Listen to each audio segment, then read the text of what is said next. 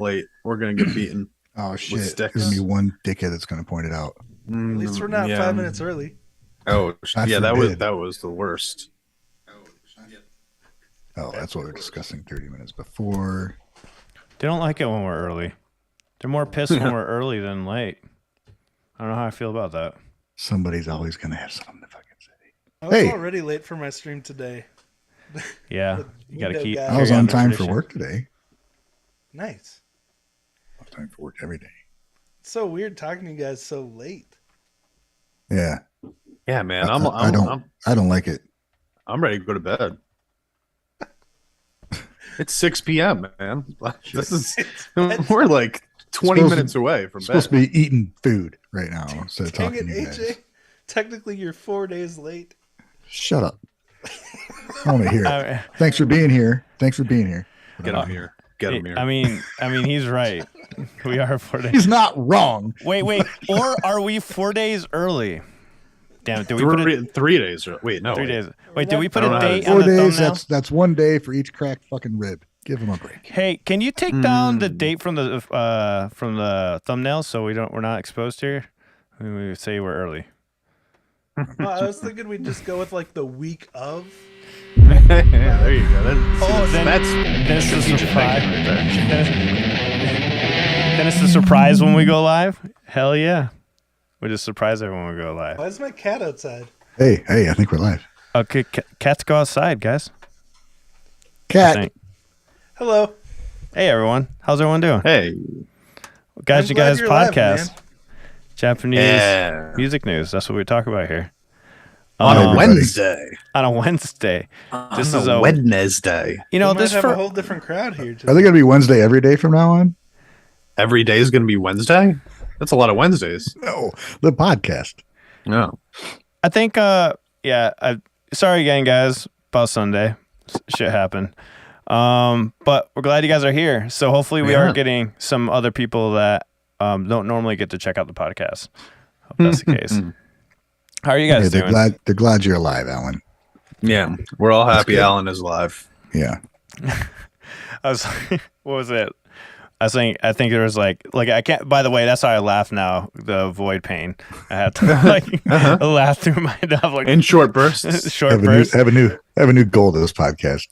The new fucking Punishment through humor. Ouch. See? I when, can see the suffering on your face. Dick it. the thing is, I laugh too easy. That's the worst part. I mean, I think I had one of I had one of the most craziest sneezes I've ever had in my life. I never knew having a sneeze could have such a resonating effect throughout your entire body. I mean, it was so bad. When I sneezed this morning, it was like one of those achoo sneezes, you know? And literally blew my whole body to the back of the seat. Almost fell out of my chair. God. And I was in pain for like an hour. I had to take an Advil. I'm like, the pain's not going away. That sneeze literally probably just refractured a rib. Like, that's how brutal that sneeze I'd was. probably die because every time I sneeze, it's like 3 sneezes every fucking time. Ooh. So if I had a cracked ribs and I had to sneeze, I'd be like, oh my God, here comes another one. And I'd probably just pass out. Oh man, mine's yeah. Gotta stay away from spices for a couple days. I know. It's funny. I got a sub today, and I was looking at the jalapenos, and I'm like, probably not the move. Don't do it. Not the move. Not the move. No pepper. No anything. Nothing. No drinking water fast. Oh, I learned that really quick. I choked on liquids at least twice before I learned that lesson. So now I'm like slowly sipping coffee, where before I'd be chugging coffee. But anyways. This might be a good thing for you in the end, Alan. Slow the fuck down on the coffee. Don't listen to what were you listening? I imagine you're listening to probably Choose Me in the car.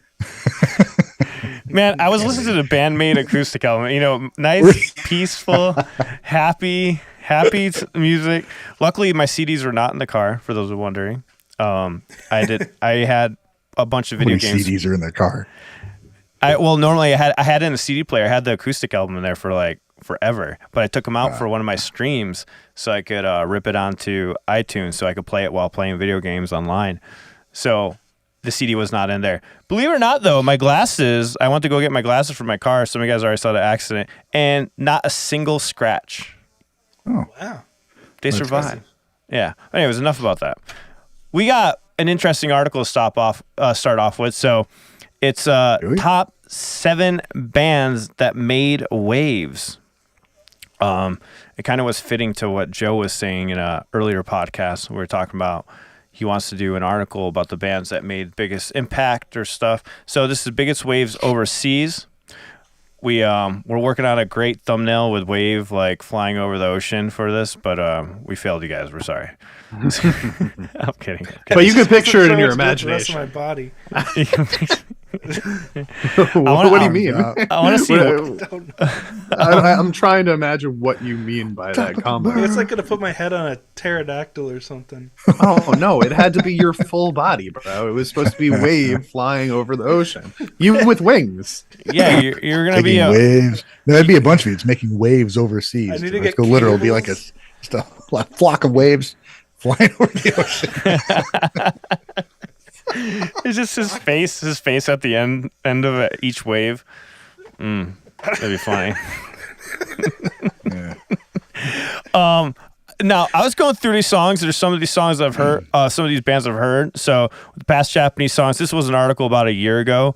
So Maria, Miki. I'm not sure of some of these bands, but I was gonna. Meant to start at the bottom here, so we'll go through this. And I thought it was interesting because I mentioned some that we know, and the first one was Lisa. Lisa was thrown on there. So Lisa with Omura and Garage is where she made her waves overseas. And Those are the 2 first take performances. Yeah, exactly. They did that, and I didn't know Lisa was considered. Well, I should have big thing overseas also. I mean, she has been mentioned, but I think a lot of that has to do with her videos getting blocked and stuff. So I think it's dampered a little bit when you're trying to talk about her. Anime. But anime. Yeah, are both She these does songs from Demon Slayer? Yeah, Demon Anime, Slayer, baby. yeah. I don't know if Homura is from Demon Slayer. Grunge definitely is. That's the theme song for the first season. This one And says Demon Slayer Homura got Drum. huge over in America because it was on Hulu. Yeah. Oh, Yep. okay. My son watches nothing but anime now. I got caught Same. up. I got caught up in it with him. What were we watching? Oh, damn. I don't know what it was. I'll tell you guys later. But anyways, yeah, he got me sucked into a show and I kept watching. And then he went to shut it off. I'm like, why are you shutting it off? Keep it on.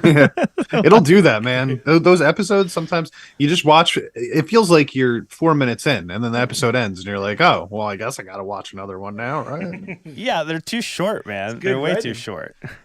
But so Lisa came in at number 7 on this list. Number 6 was Babymetal with "Gimme Chocolate," which Hell yeah. definitely we all know that was a big one. This I had but was mentioned before. 1980s and 1990s, Shonen Knife was a Japanese band that was most embraced by the overseas rock community. Sonic Youth and Nirvana were among their biggest fans. I've heard this before, and that was another band that's been mentioned. I know I've probably reacted to a couple of their songs. I just don't remember. But in recent years, Babymetal has been the group that has grabbed attention of major international acts. This includes the likes of Red Hot Chili Peppers, Guns N' Roses, Korn, Metallica, and of course we have oh my God, Kiss? I know Wait. what's his name? Judas Priest. Sorry, the singer from Judas Priest. Rob Halford. Rob Halford. There you go. Went on stage with them. Also, we know of. Oh, yeah. I love this because they said we saw them in 2013 at a festival and were astounded by their awesomeness, said Metallica frontman Lars Ulrich. I thought that was hilarious. Front man. Just picturing Lars bopping out to Babymetal. Well, think of the drumming he was seeing. Holy shit, that guy's good. Like, yeah. I should pay attention. Holy crap, that guy's locked into the music. Well, I thought it was funny that they attention to called him a frontman though. I was like, wow. Yeah, that's pretty funny. That's so Frontman weird. Lars Ulrich. Front man, I guess in a Metallica. band like Heard Metallica, they're all the frontman. Yeah. Number 5, we have Battle Without Honor or Humanity. I have not heard this. I thought we listened to 5. This is from Kill Bill, Volume 1. So I haven't seen Kill Bill in such a long time, but those are some of my favorite movies to watch. They were so good. But so I'm kind of curious to get a refresher of this.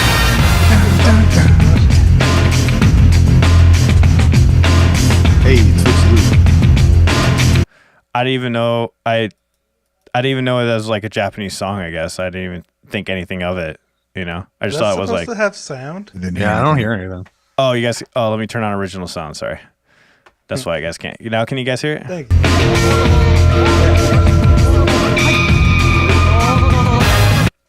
So yeah, I thought it was. Yeah, I love that saturated drum sound. yeah. That was a really. I didn't even think about it, so I kind of want to. I wonder if there's like a full song of it. I'm sure there is, right? There's probably That kind of It goes on for like several minutes in the movie. It's the whole. She walks through this whole place. Is there and the song's lyrics? playing the whole time? No. It's just a instrumental kind of thing. drums kind of remind me of like the Bjork's "Army of Me" a little bit. Just that big saturated sound. Mm. And Homura was from the Demon Slayer movie, by the way. Just Yes. Yeah. to clear that up. I forgot to tell you that. I was like, I did that song. Should have. Merry Christmas, Mr. Lawrence, instrumental by Sakamoto. That video is unavailable, but I thought that was interesting that a Christmas song was thrown on there. But to be honest, maybe it's just because, we know who Babymetal is and Lisa is. Lisa and Babymetal I feel like should be like towards the top of the list. But of course, these are older songs that were way before their time. But they're like, I'm remembering those more than anything, of course. And then number 3, I don't even know. Yeah, try that one. Alan, what? Flowers for Your Heart. Wow. Okay, Ryan. Ryan got it. Well done, Yeah. sir. Perfect. No, a guy should know more. 花として花として迎えてあげたい Sounds like a Mexican song for some random reason. floating symbol right there. I don't know. Maybe it's his shield. No, just kidding. I don't know. I'm just kidding. I don't know. Also, it looked like one of those back shields or something. Like, Oh yeah, yeah, I don't know why it looked like that. Yeah, it's probably a shield. like Yeah, Captain let's go with America. that. I was Or kidding. it could be a fucking just a symbol. No, Maybe they'll hit at some point. No, it's not a symbol. But it's probably a shield. It's a shield / symbol, right? There's multiple uses.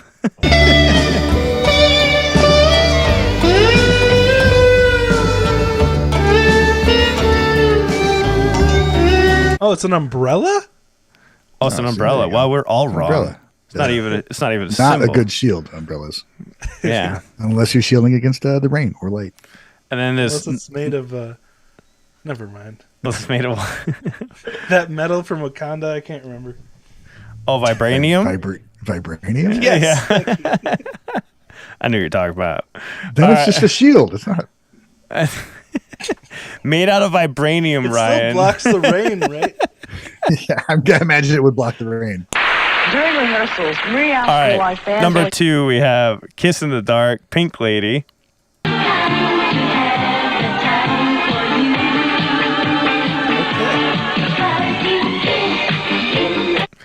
This is from a year ago, not 35 1979. 1979. ago. Yeah. 'Cause that sounds like a disco song from Yeah, 78. "Kiss in the Dark." It debuted on the Leif Garrett Show in 1979. It was released along the B-side cover of The Left Banks' "Walk Away Renee" on May 1st. Oh, wow. That year, in 40 countries around the world, followed by its Japan release 4 months later. It was the first song by the pair that failed to make the top 10 in their native homeland. However, So, go ahead. sorry. So we're clear. This isn't a list of things that were making waves a year ago. This is a list of things from a year ago that made waves sometime. Yeah, exactly. I just said the article came out. The article came out a year What are you ago. looking at? Yeah. Why? This is very educational. Like, I haven't heard of most of these. Yeah, I mean, just the first 2, However, it was their most successful hit internationally, peaking at number 37 on the Billboard Top 100. That's kind of crazy, but not in their own country. It's interesting to hear like what came out beside it. The Walk Away Renee came out at the same time. Mm-hmm. Like really puts it in context. So this one right here, Sukiyaki, was a song written out of frustration, penned the track after a failed student protest against continued American military presence in Japan. Ooh, The words, Sakamoto. "I look up as I walk so the tears won't fall," reflect the disillusionment yet determination to remain optimistic following the ratification of the Treaty of Mutual Cooperation and Security between the two countries. Wow, I'm trying to see how this made waves over there. The music for the single was composed by piano prodigy Hadi while singer Q provided the vocals. And it was for Western audiences. British record executive Lewis Benjamin felt the original title would be too difficult for people overseas. It was released in America in 1963, becoming the first track by an Asian artist to top the Billboard 100. In fact, it remained the only one until Korean group BTS achieved the feat with their single Dynamite in 2020. What? That's insane. Wow. That's insane. What does that tell you about? I don't even know about everything. Right. There's been so much music since then, and that's Right. the thing that cracked it. And at the time it did. That's fucking crazy. Yeah. What year? What year was 1963. Holy Damn. shit, dude! Song What is that? had some 60 years? Heavy baggage to it too. it? Yeah. Dude. Exactly, too. With all that stuff behind it. It's been sampled by Snoop Dogg? It's sold more than 13 million copies. It's been covered or sampled in various languages by many artists, including A Taste of Honey, Snoop Dogg, and Avicii. So, Avicii, dang. little educational podcast today, guys. I'm with Albus. Where's Baka Mitad, the Damadane song from that video game? Well, it didn't make waves, I guess. Didn't Oh, yeah. I guess this list was made right before that made waves. Yeah. It was last year that this came out. So when did that song come out? Oh, can we hear a little bit of that one? Was Oh, yeah, there- absolutely. Yeah, I forgot to play part of it.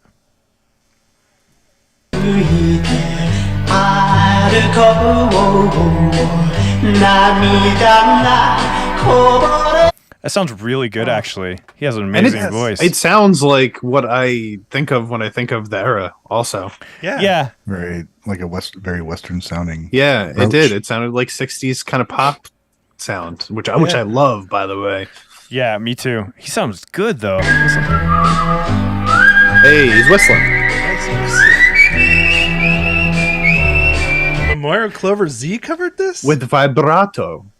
That's Whistle nice. with vibrato.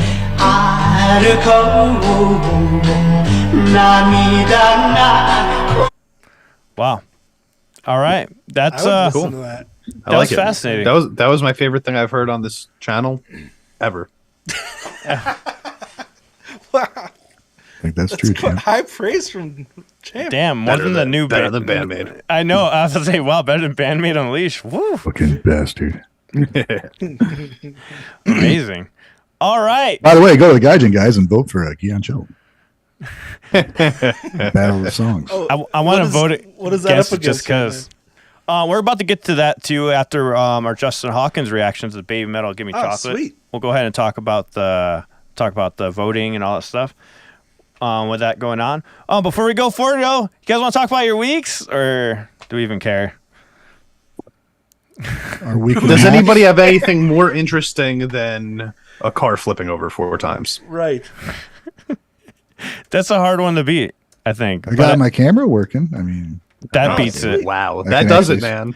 I can actually start doing things again. Seeing You know, for That's all those dozens of people that have been waiting. Ryan Muir in HD. Yeah. Can you take it? I want- That sounded bad. Sorry. Don't.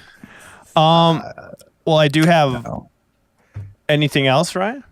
Sorry, I almost interrupted you. My bad. Did No, I don't know. I had everything planned for last Sunday, and well, that got postponed. So I'm out of sorts.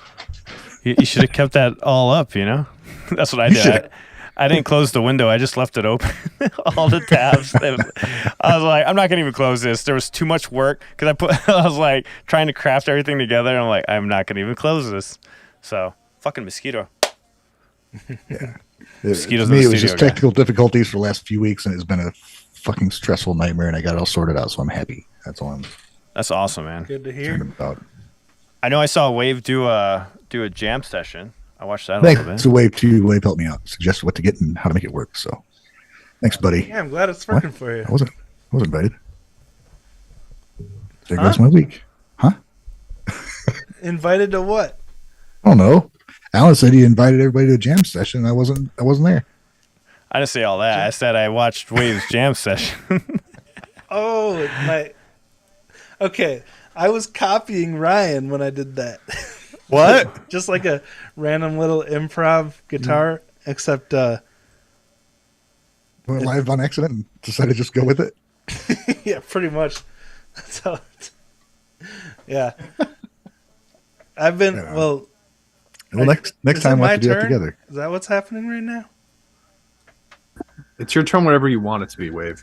Yeah, we're waiting for you to talk about your week. It's your turn, I didn't Wave. really do much significance. Well, I started listening to Band-Maid for the first time. I'm just kidding.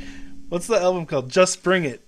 I started, and so I'd put my reaction to O parts up, and then I did that improv jam. OOP Arts? Yeah. I learned that from your video. Me too. Not from what was in the video, but from the comments section. And also, I thought it was Miku singing because Psyche was singing weird in that song. Like she was very kawaii for Psyche, you know? So, yeah, I screwed that up pretty bad, I suppose. Yeah, she does sing pretty high. Which album was it again? Just Bring It? Just Bring It, yeah. She just sing pretty high in that one. And but like the 5 songs before that, she sounded pretty normal for the early stuff.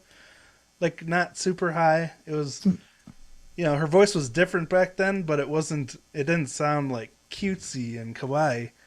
But then in whatever that song's called, she just sounded so different. It totally tricked me. nice. So I haven't heard that. I need to hear this now. You've actually sold me on the song with that comment right there. All right. Sweet. Yeah, I think it's the first album I went through. It's a good album. With Puzzle is on it. Take Me Higher. Awkward. Shit. Secret My Lips. Dude. Yeah, it's pretty good. Pretty good album. Mm-hmm. I actually dug it a lot more than I thought I was going to. Because I like the higher type of vocals, I guess, a lot that were coming through. I think I'm still missing an album. I don't remember which album I still have to listen to. There's actually still a Band-Maid album I have not checked out yet. Oh, yeah? Yeah, I can't remember which one it is. Made in Japan. Maybe. I feel like I've checked out first one? some songs off of it. Yeah. I think Miku's song Time is probably my favorite it's of pretty her good. songs. And that's on Just Bring It. Yeah. It's just so cool. Cool, man. Did you have anything else? Not that I can think of. All right. Champ, about you. Not much, my friend. Not much. My son's starting high school this week, so it's more of been a let's go back to school shopping and let's go to high school orientation and let's make sure that he's got all his books ready and all fun. Yeah, and and you're a parent, Mir, right? Like, Yeah, it sucked yeah. enough when we were the kids doing it, Right. but as the parent, it's even worse because we don't even have any follow through with it. We just have to make sure that they fuck up. So it's just a pain in the ass. Yeah, I gotta really take your time. I had a little issue with math with my son and his math homework. Dad, I need help. I'm like, right on. So I sit down, look at the problem. He's like, well, here's the example. I'm like, okay, so this tells you how to do it. I looked at it. I'm like, I might as well try like reading Japanese. It makes no fucking sense to me. And I'm not completely stupid with math. I used to be good at it, but out of practice, out of mind. So I'm like, I don't get this.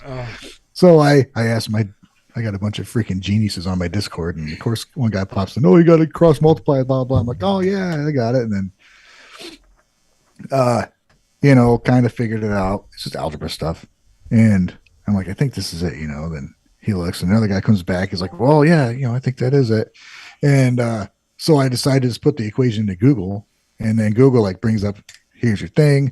Here's step-by-step process how to do it. I'm like, well, that's really super handy. And then my son goes, oh, I do have this app I can use Then he takes a picture of the problem and it brings up every step. I'm like, are you fucking kidding me? Whoa. It was like an hour, dude. Like an hour. Dude, where And me was this feeling stuff? like an idiot. when I'm we're like, in you school? had this the whole time. He's like, I just remembered. Wait a minute. Okay. One, your son needs to send me the link to whatever app he's using. Dude, literally, And- whatever. Just put the equation in.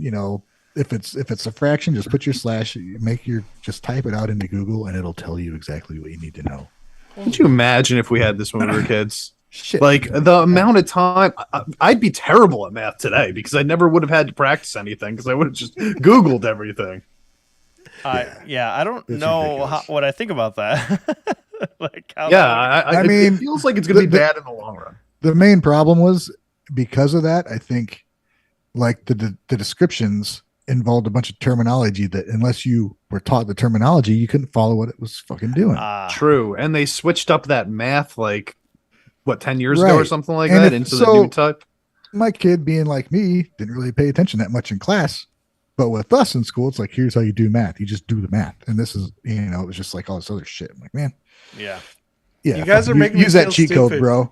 You're fine. Just pay attention to what you're doing. How are we making you feel stupid? I feel like we're just talking about how stupid No. we are. I No, said, you guys are talking, here's what I you said. I guys are said, talking like math is super important or something. no. I said, do you have a test where you have to write out and show your work? He's like, no. I'm like, then use the fucking thing. Fuck that. Yeah, that's the thing. That was Is a like joke, when by I the way. was in math, when I was doing math class, I always had show work. So I'm like, I don't know how far that's gonna get you, but and Yeah, I used to true. hate it. I used to get mad because my son would have math problems, and I had different ways of showing my work. My teacher didn't care as long. She's like, that's how you got it from the way you just explained it on paper. Whatever you get, I got hundreds of math. I was like always good at math. Now it's like, you didn't show it the right way. But nowadays my son would get in trouble because I show him how I understood it, and it made more sense for him the way I understood it. Because me, it's very, I just math for me turns into images. So, so that's what I showed him, and he like got it right away. And the teacher fucking failed him because he was like drawing it out. He was drawing out the problem instead of like just throwing down a You have to cluster show of. them using the method that they taught instead Exactly. of solving the actual Yeah, problem. But Now, math, and I there's- want to give them a little credit for that because what they've changed is they actually make you go further into the breakdown of it. Like a lot of what we learned when we were younger was like, this is how it's done. We don't have to tell you why this happens. This is just how it happens, right? And then we're like, okay, cool, that works Well, for me. My teachers had a reason. They did give us a way to do it. But if like you could successfully explain how you got to it with yours, as long as you showed it. Well, I had a good math teacher, luckily. Not every Yeah, math you- teacher you is like must that. have. Some math teachers were garbage, where they'd be like, "Here's a problem, just read it," and you're like, I remember that happened to me for algebra. Like Ryan was saying, you don't understand the terminology. You're just like, what the fuck does this word mean? Well, that Yeah. that means That- plus. I'm like, what? With algebra, just understanding the instructions is hard enough, Yeah. But like, I will say that like, I remember when my son was learning multiplication tables after they switched the math, and they actually like when I was taught multiplication tables, it was just like memorize these. You know what they are. Like 6 Yeah. times 3 is 18.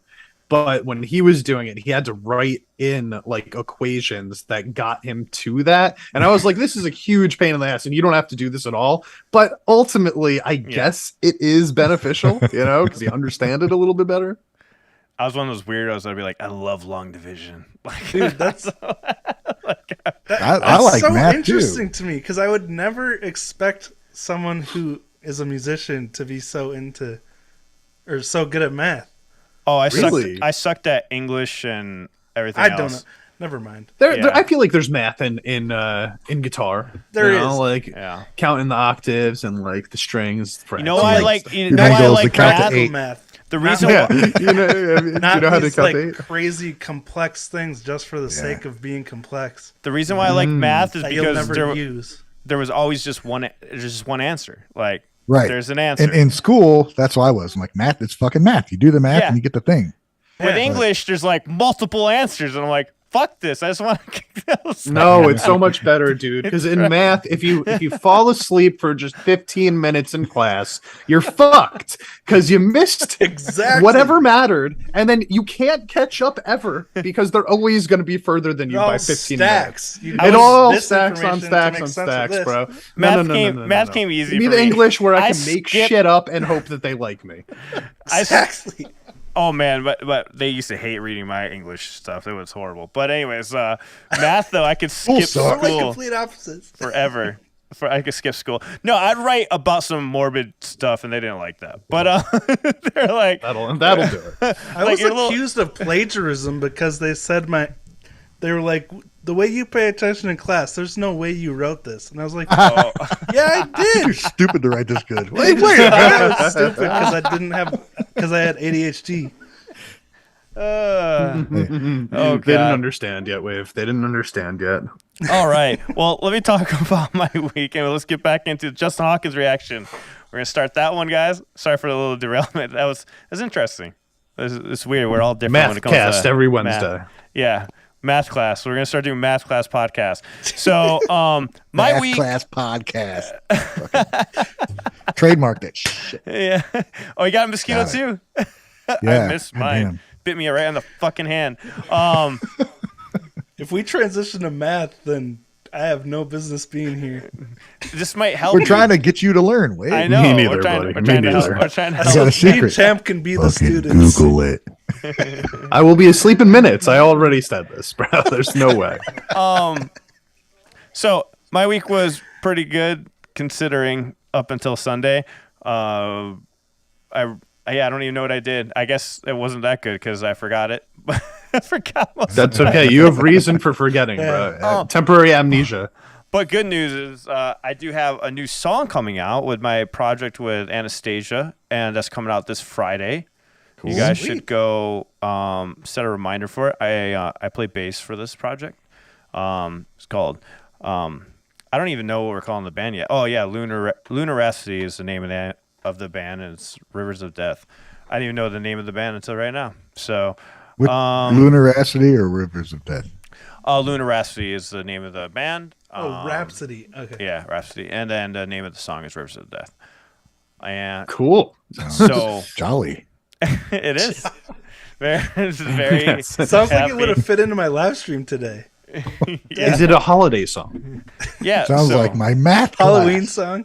So Anastasia's singing on it, working with a couple other artists from other parts of Texas and New York. So it's really fun stuff. We're seeing how it goes. We have more songs coming out. We recorded like 8 songs. So that was fun, man. It's fun getting back into bass again. I've been like going hard on bass, learning Misa's stuff. So it's just been like a lot of bass playing till that accident. So it's been cool. Once you learn Misa's stuff, everything else is easy. I've honestly, it's been fun. Like learning Misa stuff just has expanded my memory again. My memorization is like coming back better, like where I can learn quickly and retain more. Because you have to. Everything is different. It's a whole fucking solo. So you have to like get that memory down. So I've been doing like different methods of practicing to hurry up and learn as fast as I can. But it's coming out. It's coming out good, guys. So I hope you guys are with us on Friday. I'll be with Anastasia that day. We're gonna go live before it. Tell me what you guys think. It's very like Nightwish kind of stuff, which is funny because it's not a band that I would. It's never a band I listen to, but I love playing the music. Like I love playing. I love playing any style of music, honestly. But anyways, Music is cool. time to get into Justin Hawkins' reaction to Babymetal. Give me chocolate. You guys ready? Cool. Oh, sweet. I think You know- this will be my first time hearing this song too, maybe. No, Give me fucking chocolate? way. No really? way. You Has this definitely been in the heard. concerts we watched? Alan? You've definitely heard this song. Yes, it's been in the Oh, concerts. okay, forget what I said. You know, Look at as much as this was the first song I heard by Babymetal, also obviously, and like I loved it the first time that I heard it, right? Because this is my kind of shit. It's awesome. I love that shit. But I do wish that like a lot of the new reactors to Babymetal and stuff like that would start with songs that I think are a little better than this one. Like this is a cool door to open, you know what I mean? But like it's definitely not their coolest song. I started Far with from Road it. to Resistance. See, that's a great one to start with because Yeah. that's fucking badass all the way through, and it's live. Yeah, that was That's crazy. like the first one I watched. Yeah. Oh, Road to Resistance. Well, yeah. this Blew was my their fucking first mind. Same.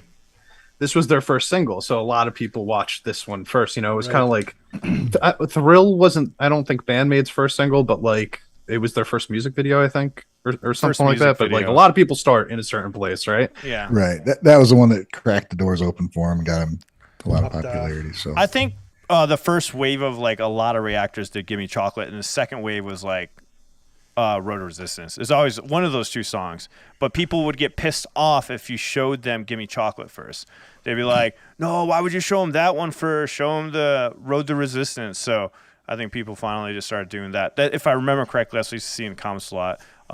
In other people's reactions that I would watch, they were like, "Why did you do? Oh, don't start off with that one first. You got to check out Road to Resistance or Megasune or something like that." dude, So, I think if you have to watch a certain video to get into a band, then maybe they're not that good. You should have more faith in your band. Like, I don't mean that as an insult. I mean, if you love we a got the band, you should be perfect like, reel pick here. whatever the fuck you want, dude. Listen to it. Yeah, I mean know what I mean? sometimes, but I feel like in like this particular situation, it's like I mean, how many bands do you really want to show off like their first music video after they've already been creating music for like 10 years? You know what I mean? Yeah. Because like you've come a long way since then. Yeah, so like true. yeah, you might still be proud of that stuff, but it's a decade old, you know, and it's like it might not be your best stuff anymore. I think So you watch create an a Alice in Chains, bias. Pick any song. No, I think it's better to choose a song that's tailored to that person because it makes them more open to other genres that they might not be into. That's the way see I if think. If So like if the you person you're pitching it to, and if you have a band that has a lot of variety, yeah, you know. Yeah, exactly. So with Babymetal, it probably was a good idea that showed me Road to Resistance because immediately I thought Dragon Force. And this is before I knew Dragon Force written it. Same. And I love Dragon Force. I'm like, fuck yes. And then our Babymetal community chose perfect for me. And then they gave me like Karate and Megasune after, which was like new metal style. I'm like, holy shit. I don't know. Who knows if I would fall in love with it as much if they showed me Elevator Girl first or Right, or Gimme exactly. Chocolate. Or I don't Papaya. know. Or Papaya. Oh, hell no. If they showed me Papaya first, I don't know. Yeah. I don't know. I mean, you'd still be intrigued though. That's the thing because like Yeah. I think we're inclined to like that style a little bit more maybe than the average person. Yeah. But like, you know, Road of Resistance like is like it's literally partially written by one of the guys in Dragon Force, right? So Yeah. it's like It's an insane it's an insane song. Like it's awesome. Gimme Chocolate is a little bit more I don't think there's any way to call Babymetal mainstream, but like it's their mainstream thing, right? Like yeah. they're so out of the box I would never feel comfortable just calling them mainstream, but like Gimme Chocolate is as mainstream as their songs get. Yeah. Well, for sure. It was like 110 million views or something insane. He Yeah, mentioned like it they right made here. themselves mainstream. Yeah. You know, like they jumped outside of the box and took mainstream with them, which is nuts. Yeah. honestly. Yeah, Herman wrote the guitar parts, Simno says in the chat. Oh, cool. Hey, before we move on to this reaction, let's go ahead and get to it. But I just want to mention, guys, I can't highlight comments today, so I apologize. But we see your comments in there. We're going to go ahead and address them here after this reaction and give our shout-outs where shout-outs are due. We're going to do it like in the beginning, middle, and end, and we'll read through the comment stuff. But today I can't highlight them because I want to make sure the internet was flawless today, so I only hooked up one computer. So, because we've never done it this late at night. But let's get into this reaction. So let's see what he thinks of Babymetal, Gimme Chocolate, Justin Hawkins. And by the way, I'm obsessed with watching his videos now. He's fucking hilarious. I loved his He Limp is. Bizkit one. It was great. He's smart. Yeah. He's funny. Dude, he broke down Limp Bizkit Rollin', and man, I appreciated the fuck out of it. The way he broke it down. I'm like, dude, he nailed that on the fucking head. And like, just if you guys were Limp Bizkit fans back in the day, watch that reaction. It's very fascinating how he breaks it down. Because you're probably I like, think I have to now. I you're watched like, it. Yeah, how I could watched he it. break that down? He actually breaks it down perfectly to where you're like, oh, that's why they got so big. That's why this works. It's very fascinating. So Yeah. I've been obsessed with watching his videos. So thank you guys for bringing them up, man. This is fucking good shit. But anyways, Also, Limp Bizkit underrated. Gone. yeah. No, I from think they're Coronation pretty Street. And this is Justin Hawkins Rides Again. Good day to you, one and all. It is I, Deirdre Barlow from Coronation Street. And this is Justin Hawkins Rides Again. Today I'm talking about Babymetal, and specifically their song Gimme Chocolate that came out in 2014. It's had 164 million views on the YouTube. So the time has come for me to listen upon it and remark upon it. Listen to it and remark upon it. An important distinction. Justin Hawkins rides again.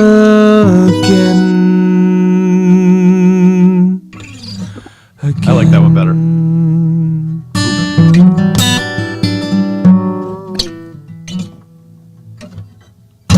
Yeah.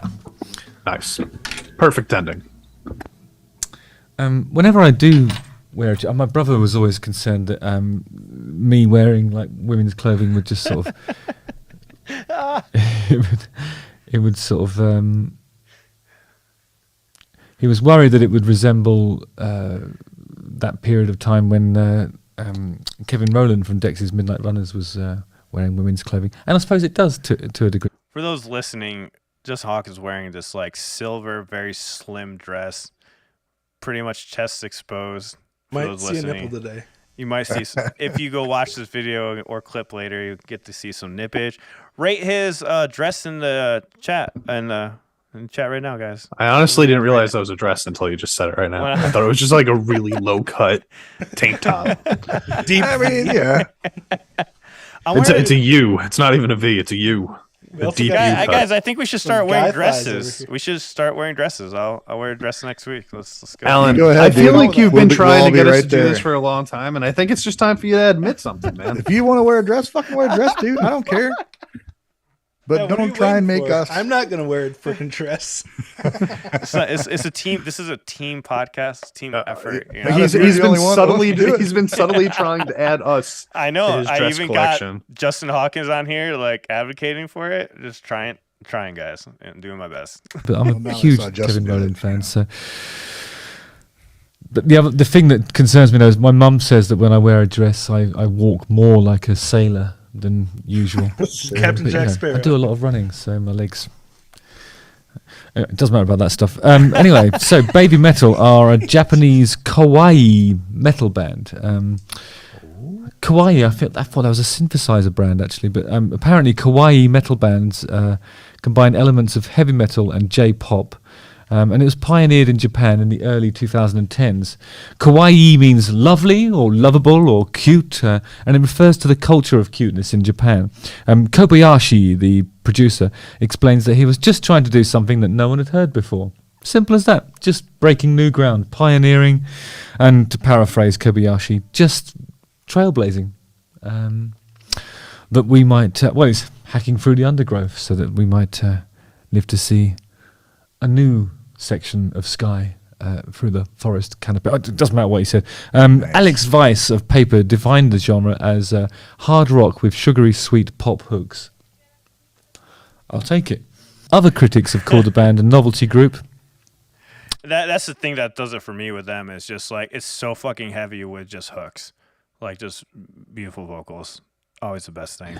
Yeah, let me ask you something. He just mentioned that people call them a novelty group, right? Which I've heard before. What's another novelty group? Slipknot. Slipknot is fucking awesome. Yeah. Yeah, they are. So And scary. this supposed to be an insult? It is Calm- used as an insult by people that pitch it because it's become a bad word, novelty and gimmick. And and When you idol. break it down, that's exactly what it is. That's what you do. It's a thing that grabs attention. yeah. And if Like- you're good, they stick with you. If you're just If you're novel, it means that you're special, right? Yeah, like unique, I see that as a different. compliment. Yeah, same. I was gonna say something. It's kind of like this. We were talking about idol groups, right? And how idol groups were formed. And when I was reading into Babymetal, like how they were trying to do something that was off the cusp, like the whole like Bish thing. They're trying to break away from that, and that this was their version of doing that. But what I noticed, I think people get so pissed off about it, or like the groups start fighting because they don't see it as people are using it as an insult, even though it's a good thing. Which Right. is so fucking crazy. Like That's how language works in Look at general, the people though, right? using it that way, though. Like most words aren't created to be mean to somebody, right? They become mean because within the context that they're being used. yeah. So it's like, but still at the end of the day, like novelty is important. I think to me that's like uniqueness. I just don't get how that's an insult. Something refreshing. But And a silly like- balancing act. go ahead. Sorry, bro. let's say you take something like comedy, stand-up comedy, and then you have a novelty act to like what Carrot Top uses props and shit, Gallagher. Yeah. And other comics look at him like, oh, he's a novelty act. Like it's a bad thing. But that he's played Vegas for what, 15 years? Yeah. Or some shit, you know? I mean, there's people that like it. There's people that don't like it because they didn't fucking think of it. And exactly. And people forget, like, I love Carrot Top's story. I just listened to about him, and he was saying he looked up to other prop comedians that started off in the 70s and 80s, but it kind of like it just fanned out because everyone looked down upon it, and he's like, screw this, I'm gonna be like the only one that's doing it. I'm gonna do it weird. He was talking about like Joe Rogan podcast or something. He was talking about that whole thing. I was like, I didn't even know. I've never watched the stand up. So when he was talking about it on that podcast, I was like, what? It's fascinating. Yeah. The dude's hilarious, dude. It's just funny as well. But it just becomes like you were saying, it doesn't start out as bad, it can become bad, or somebody can't get as successful, so they talk shit about him. Yeah. They use it as an insult, but it really shouldn't even be. Like, I mean, I'm looking up the definition of novelty right now. It's conceptually new or unusual in an interesting way. What a great term right there. And there's people like me who saw him for the first time, and I couldn't wrap my head around it. Like, I had people fucking know, and I'm like, well, you know, because for me, I was a fucking blues guy. I came from writing songs on my own and writing with other people, and you better feel it or people don't believe it, whatever fucking bullshit. So the whole concept of it was just alien to me, and it took me a few videos to just enjoy it for what it was.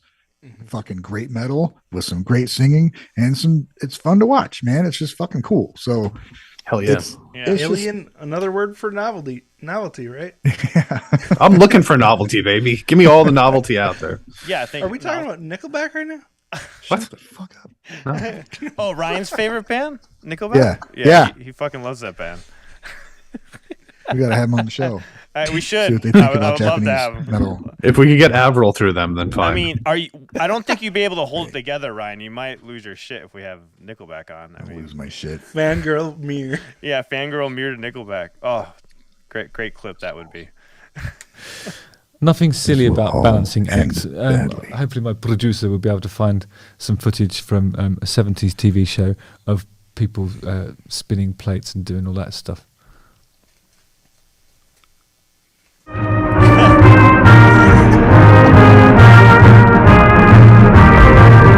After Judas Priest's Rob Halford performed with Babymetal in July in 2016, he stated, "Babymetal is the future of metal." And if anyone would know, it's Rob Halford.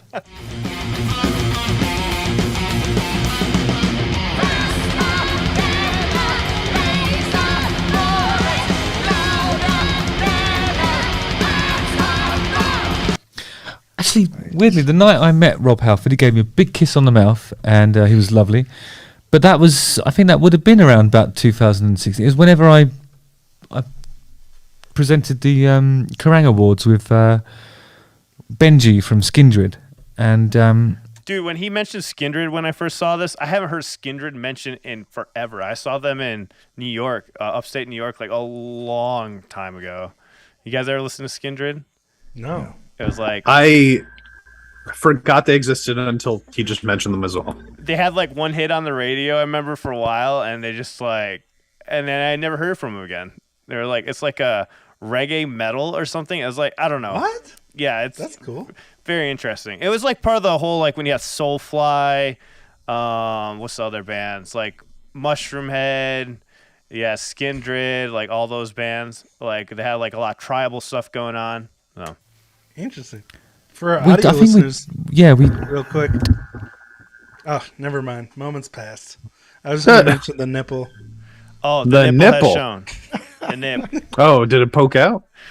Yeah, I was out for a bit there. All right. Yeah, and waves on nipple watch. You just bust on in there next time you see one, buddy. By the way, the Skindred song that everybody would know is Nobody. And Yeah, I bet both of nobody you comes guys out know alive. that song. Nobody comes out alive. That's how you would sing it. Remember that? No. You'll know that it did not sound how Alan just made it sound. You guys got to listen on your own. definitely Alan's presented gotta an award stop to laughing. Babymetal that year. I'm not sure what they won, but they were lovely. Lovely people. The fan base collectively referred The to nipples out. as the one. The one.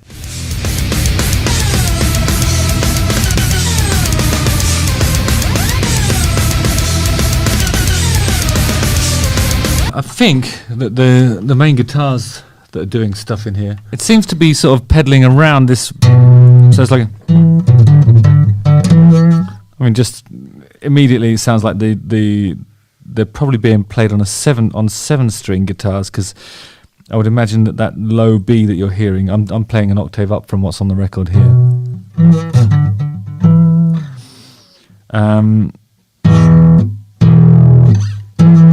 So that probably means it's a 7-string guitar with a lower B. I mean, it could be an 8-string guitar, but it's at least 7. I'm telling you.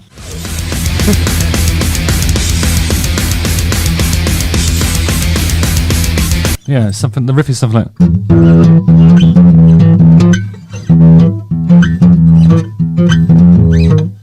Sounds a little bit like. I mean, if you forget about the fact that it's a hugely distorted guitar playing,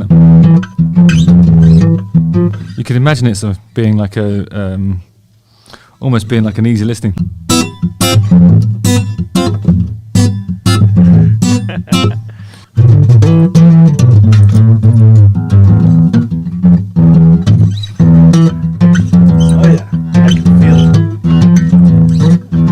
I mean, Kind of just reminds me of Metallica. I can see Sue singing over it like that, like singing along to that acoustic going on. Oh, I was imagining like a bossa nova beat under this, like a boom. Yeah, that's sipping a cocktail on a floaty. Really? I just get like Enter Sandman. Oh, see, I was just hearing the acoustic guitar. And Even the acoustic, because they do the Enter Sandman acoustic also. Oh, really? I haven't heard that. Well, it's in the song. They do it clean. Oh, okay. I get what you're saying now. Sorry. it sounds doomy even when I'm just playing it with the claw on an acoustic guitar. Yeah.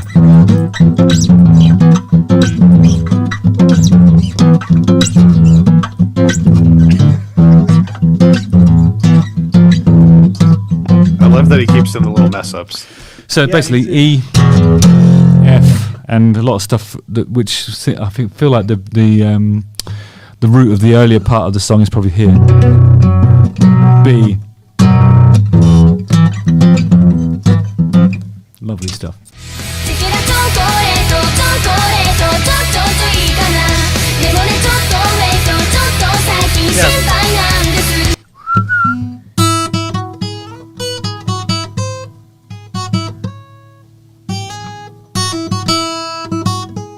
That's a beautiful melody, isn't it? He's got it. So it seems to be around about the. I love playing that melody on guitar. I actually did a reel on that, like just playing the melody. So fun to solo out. It's really nice when he played it on the acoustic like that. I might like it better. Yeah, it's a good melody, man.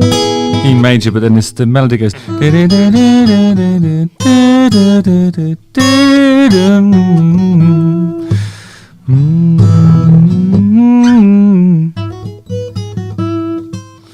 So it's probably got a C in it there.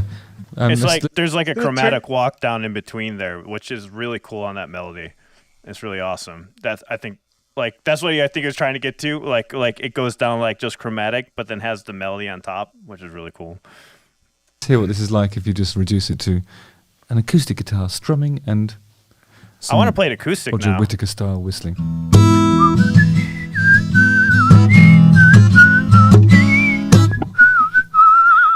That's awesome. That's what I'm talking about, man. It sounds like something though. Babymetal. Babymetal is named Killed in the it. traditional sort of. There used to be a lot of grunge bands around London in the late 90s, early noughties that were sort of the names of the bands always used to be something nice followed by something that isn't very nice. So it would be things like. Well, actually, I suppose that tradition started earlier than that. So, Strawberry Switchblade. Remember that band? Take a shot, you guys. Somebody's just sent me a fucking email. The tradition of naming a band in that way started in the 80s with Strawberry Switchblade. Then cut to Daisy Chainsaw. Remember that band? And then you have, that was the 90s. Then in the early noughties, cheesecake truck. Remember that? So that's a cheesecake and a truck. Well, actually, that works in two different ways. I mean, because cheesecake is almost named in that way as well. Talking about? It's something. Because he's talking about how like it's a good thing and then a bad thing immediately afterwards. Like so, it's Like like a baby juxtaposition? metal. Yeah, Basically, I Savory. have no idea what cheesecake truck is though. that's an amazing band name. That sounds awesome. Right. Ryan, you're talking, but we can't hear you. Yeah, you're on mute, Are bro. you muted? Yeah, you're muted. Not again. You're still No, muted. I was just acting like I was muted to mess with you guys. No, you weren't. You Yeah, liar. I could see the little red microphone. That's a graphic. Fuck. Anyway, a truck full of cheesecakes, fucking cool. Truck full of Hell cheesecakes. Like the food, like we're getting a truck full of cheesecakes. Or are you talking about a band? You better have a graham cracker general. crust. I mean, truck full of cheesecakes is pretty badass. I love You cheesecake. eat your fill, then you sell the rest of it. Wait, what? Just play the fucking video, man. Something I'm sweet. not playing it. Spice, of course, being the variety of life, as we say. So Babymetal's along those lines as well, and it more or less does exactly what it says on the tin. It's got this. Did you do that backwards on purpose?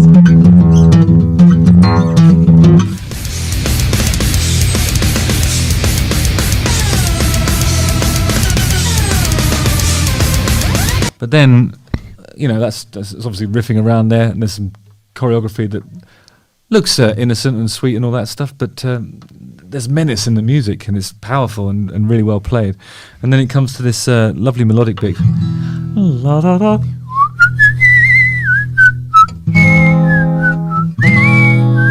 Dude, this is so familiar now.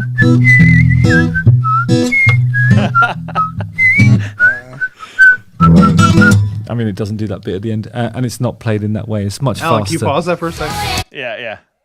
Is that not like a song, like another melody that existed from a different? Like once he started doing it slowly and then whistling along, I stopped thinking baby metal and started thinking like 50 years ago. Yeah, that's what Rob said in the Yeah. chat. Something from the 1970s. I know. I saw that. I was like trying to. As we were listening to it, I was like trying to do the math.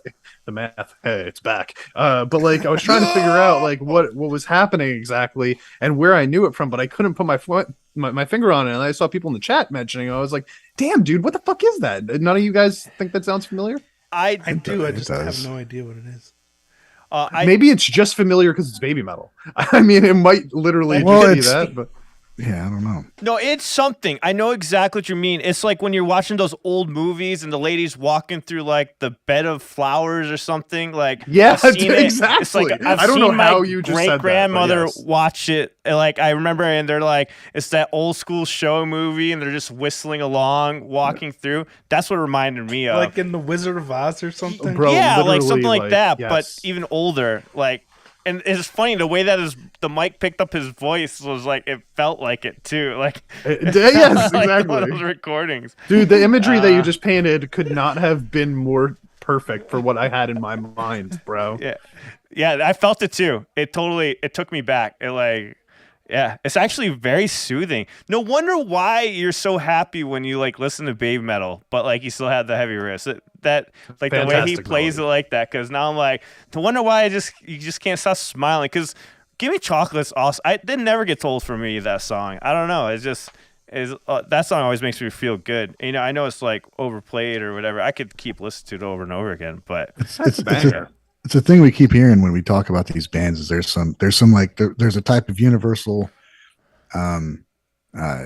appreciated melodic work going on, but then you got this heavy stuff that kind of draws you into it that you like too. So you get two things you really like in damn near every song, and they're both really fucking good, but they're both completely different things.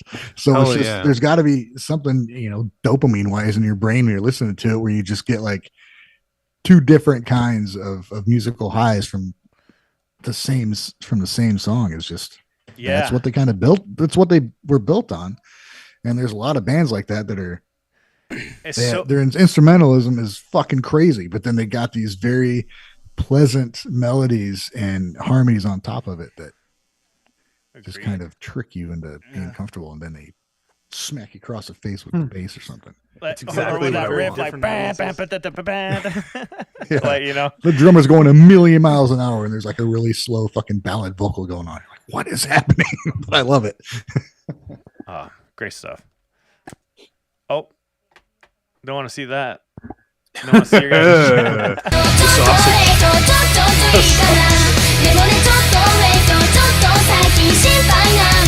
But you can hear the contrast. Hey, can we take a moment to appreciate how he's really just focused on the music too? Like compared to anything else. Like, you know, Great reactor. normal reactions you see like normally just focused on the whole like three girls aspects on it. I think including ourselves, we did the same thing. Yeah. But it's like really Oh, they're cool that it's fucking just like mainly Twins or focused. triplets or something. Yeah, you had to bring that up. And making us see the song in a different way too. Playing Yeah. this Yeah. bouncy acoustic version of it. Exactly. It is like, yeah, just like the name itself. It's just full of contradictions. It's brilliant, isn't it? No middle ground, though, you'll notice. And that's probably the way it divides opinion as well. I think that's what I think I was alluding to in what I was saying earlier, is that people either reject it as a novelty group or celebrate it as something completely unique and you know, hitherto unheard of.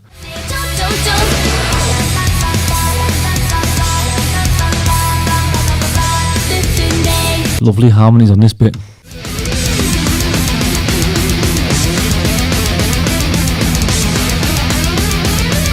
Amazing guitar solo.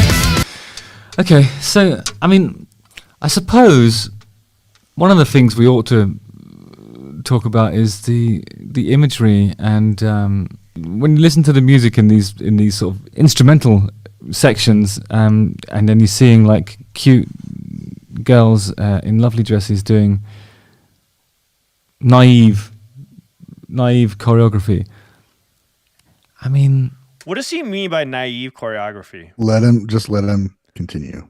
I Does think we'll. Yeah. I don't remember him explaining this way. Make more sense. Yeah. Well, he also who's the target? naive is looked at as an insult too, and it's not necessarily an insult. It's just Oh, okay. And it's okay. it's another one of them words that has become a bad word, but it's not really a bad word when Oh. used in Gotcha. context. Yeah, I mean, is it people who listen to metal and then just never have seen girls before, or is it to try? Is it a gateway? Is it a gateway genre for people who listen to I don't know, nursery rhymes, but are looking to sort of delve into the murky depths of the metal scene? That's how Or it works. How are we combining these audiences? I mean, who's the target audience? I love the bridge.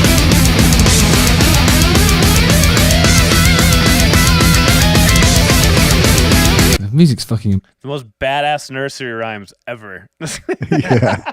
I mean, there's just so many stages that were skipped in between nursery rhyme and like heavy metal. I love it. It's so accurate, though. Yeah. Yeah, that's why I love how he's putting this. Like, I can see that. That's a really good point. Like, why everyone's so divisive on it, because there is no middle ground. Yeah. There's no like, but at the same time, it's a gateway into metal. I think for some people, you know, like Well, it's also a great gateway into, I mean, as it was for us into Japanese music in general, to where it's like, all right, Yeah. I'll listen to it because it's got great metal in it. The musicianship Yeah. is fucking amazing. I'll put up with the vocals, and then you find yourself humming the fucking hooks in the vocals later in the day. Like, oh, I guess I like that too. Mhm. Let's see what else there is. It explains why they have such a diverse fan base. Yeah. It's people of all ages that Yeah. are into this music, and all different, you know, grew up in different time periods, different cultures and stuff. Because there's two completely different points of appeal in the music. Yeah, and I think it could work in the other way too, where it's like if you are a metalhead already, and and maybe you're just looking for something new because you're tired of the metal scene. I mean, like you hear something like that, suddenly you might be like, okay, I really like the hook, and you might give less heavy music a try also. It's like somebody said, I can't remember. It was Shout who said this to me. I think it was Blitz, one of our Patreons. He's like, it's so nice to watch people happy playing metal instead of just like 50-year-old dudes looking angry standing on Yes. stage. Slipknot is scary as heck to me, guys. Yeah, but No, but what you just said that's a big part. I mean, my mood is different when I listen to fucking music now. Like, because the bands I'm listening to aren't pissed off and trying to just bitch about their life. They're still playing heavy music. They still make some good points, but Yeah. they're able to do it in a way that makes you glad to hear it. Dude, You know, I've it been doesn't trying to write more upbeat, optimistic songs, and it is hard. Lyrically, I've been trying. It is fucking hard. Man, like that was another thing I was thinking about the other day because we're working on CP, and I'm just like, I was like, yeah, you know, I should be more optimistic. Let me try to write something optimistic. I just can't. It's like so fucking difficult. I don't know. It's really hard. Look at Krupo stuff. A lot of Miku's lyrics and Band-Maid, the music sounds upbeat and uplifting, but the lyrics are dark as fuck. That's true. Like, that's true. But you don't have to be in a bad mood to listen to it. It's just this has haunt me for like ever. I had one person, he's like, I want you to write me a song about the good things happening. I'm like, it just happened years ago. It always stuck with me. And now that we're listening to like Japanese music, I'm like, and then, you know, with Love Bites that were more optimistic, uplifting, and I kind of made fun of it. Oh, this is kind of corny. And somebody pointed out, they're like, nah, you're from the West. You guys are so used to hearing depressing music all the time and angry or it's party music, like, or something like that. I'm like, it always has me thinking, like, and then when I sit down to go write something that's more like uplifting, positive, it's extremely difficult. I don't know if it's just because of the way I grew up or was raised. It's always like been in my head. I'm like, how? Like, you know what I mean? It's like my body fights it. It fights it with every ounce, you know, for some reason. Yeah, my positive songs just make people cry. Like, it's supposed to be a good thing, and people are like, "Oh, good." Oh, it's a good thing. You mentioned Klupo, and like she does talk about dark stuff, but to me, like I've noticed, there's always a silver lining. Like, it's got an arc to it where at the end there's a positive spin. Yeah, like move on, push through. You can. Yeah. I think that makes for more powerful music than just happy-go-lucky BS that's not real life, you know? Right. You got to talk about the struggles and then talk about getting through them. Have that positive. It's like a story arc in a movie or a book or something, you know? Yeah, I have bring your darkness, but bring your hope. I have like the Quentin Tarantino negative outro, you know, exits of a movie, or like bad endings, or, you know, or everybody dies. What were you going to say, Rich? Nothing. You guys said it all, man. I just totally agree with what you were saying, Wave. Like, I think that I would really struggle if I was writing something positive also, just if I came at it specifically from the... Sorry, go ahead. No, my bad. That was an accident. Go ahead. From the positive place. You know, just if everything was just, hey, look how great everything is. I'd feel like it was cheesy. Yeah, most people know that's bullshit. Because it's unrealistic. Unrealistic, and it relates to something that I think that like we already kind of relate it to subconsciously. Stuff like Instagram posts, like look how happy we are. You know that's fucking bullshit, right? But it's like if you come at it from like the perspective of I was so down, right? But I climbed out of that hole, and now the sun is bright again. Like, I feel like that's the only way that I can connect to a positive song. I mean, would you guys kind of consider it like this? Maybe like, you know, because pop music is more on the lines of writing feel-good music, or that's what they're supposed to do, right? But sometimes they go past the line where it feels too poppy or too like weird, right? Maybe with Babymetal, it is poppy, but you have that metal that just gives it the edge also. So you have that. To me, even though there's no median, like he was saying, but for me it is a median because it's like I feel good, but I also get the fucking headbang and release some if you energy. have black and white, you know? you put them together, you get gray. So the whole thing is it's just fucking fun to listen to, man. Yeah. That's okay. That's where I am, man. Yeah. I honestly don't know any lyric that any of the bands that I listen to ever sing about, dude. Like, I'm literally just like, this sounds awesome, and this is why I like that. I brought up Love Bites because that's what happened with me with Love Bites, because it's in English, right? So I understood what she was talking about. So my first comments, I remember in the beginning, were like, these are kind of cheesy. But someone was like, oh, they mentioned, you know, they had a rebuttal to that, and they were absolutely right. I'm like, you know what? You're right. I am used to hearing just dark down lyrics all the time. So maybe there's a point to that. And then like then I started looking at Love Bites and Asami's lyrics a whole different way, and I didn't take it for the words that she's using. I was more about the message she was sending, instead of focusing and lingering on every single what I thought was a cheesy lyric. You know what I mean? Right. So. Yeah, I can totally see that, dude. And I think I would probably go through the same thing. If I paid attention to the lyrics enough, like I'd probably feel the same way that you felt.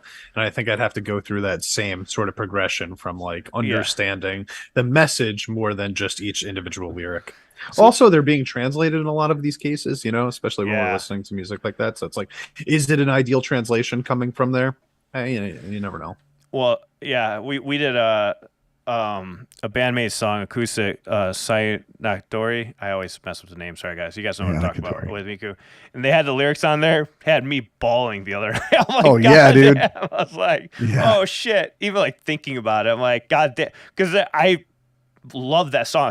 It's one of my favorite band-maid songs, period. Like I love it. And I love the acoustic version. Sayonakdori. And then the acoustic version is also fucking amazing, and the three of them doing it.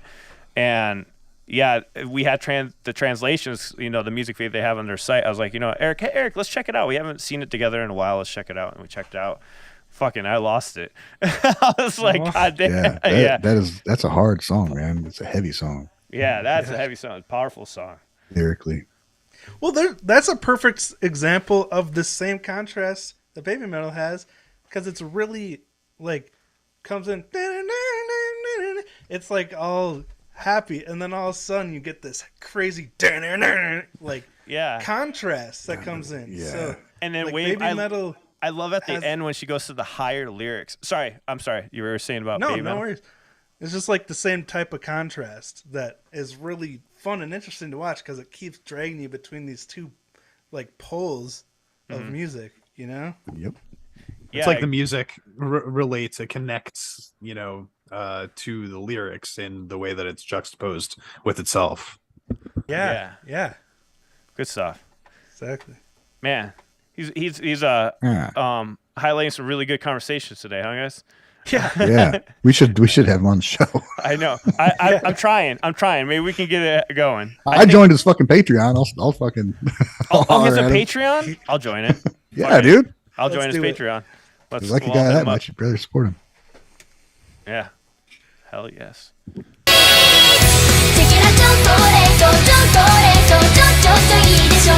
I like all the skeleton people who are accompanying them.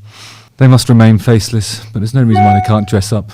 Oh, take a drink, everyone. Another fucking idiot sent me an email just when I needed him to not do that. That was probably us.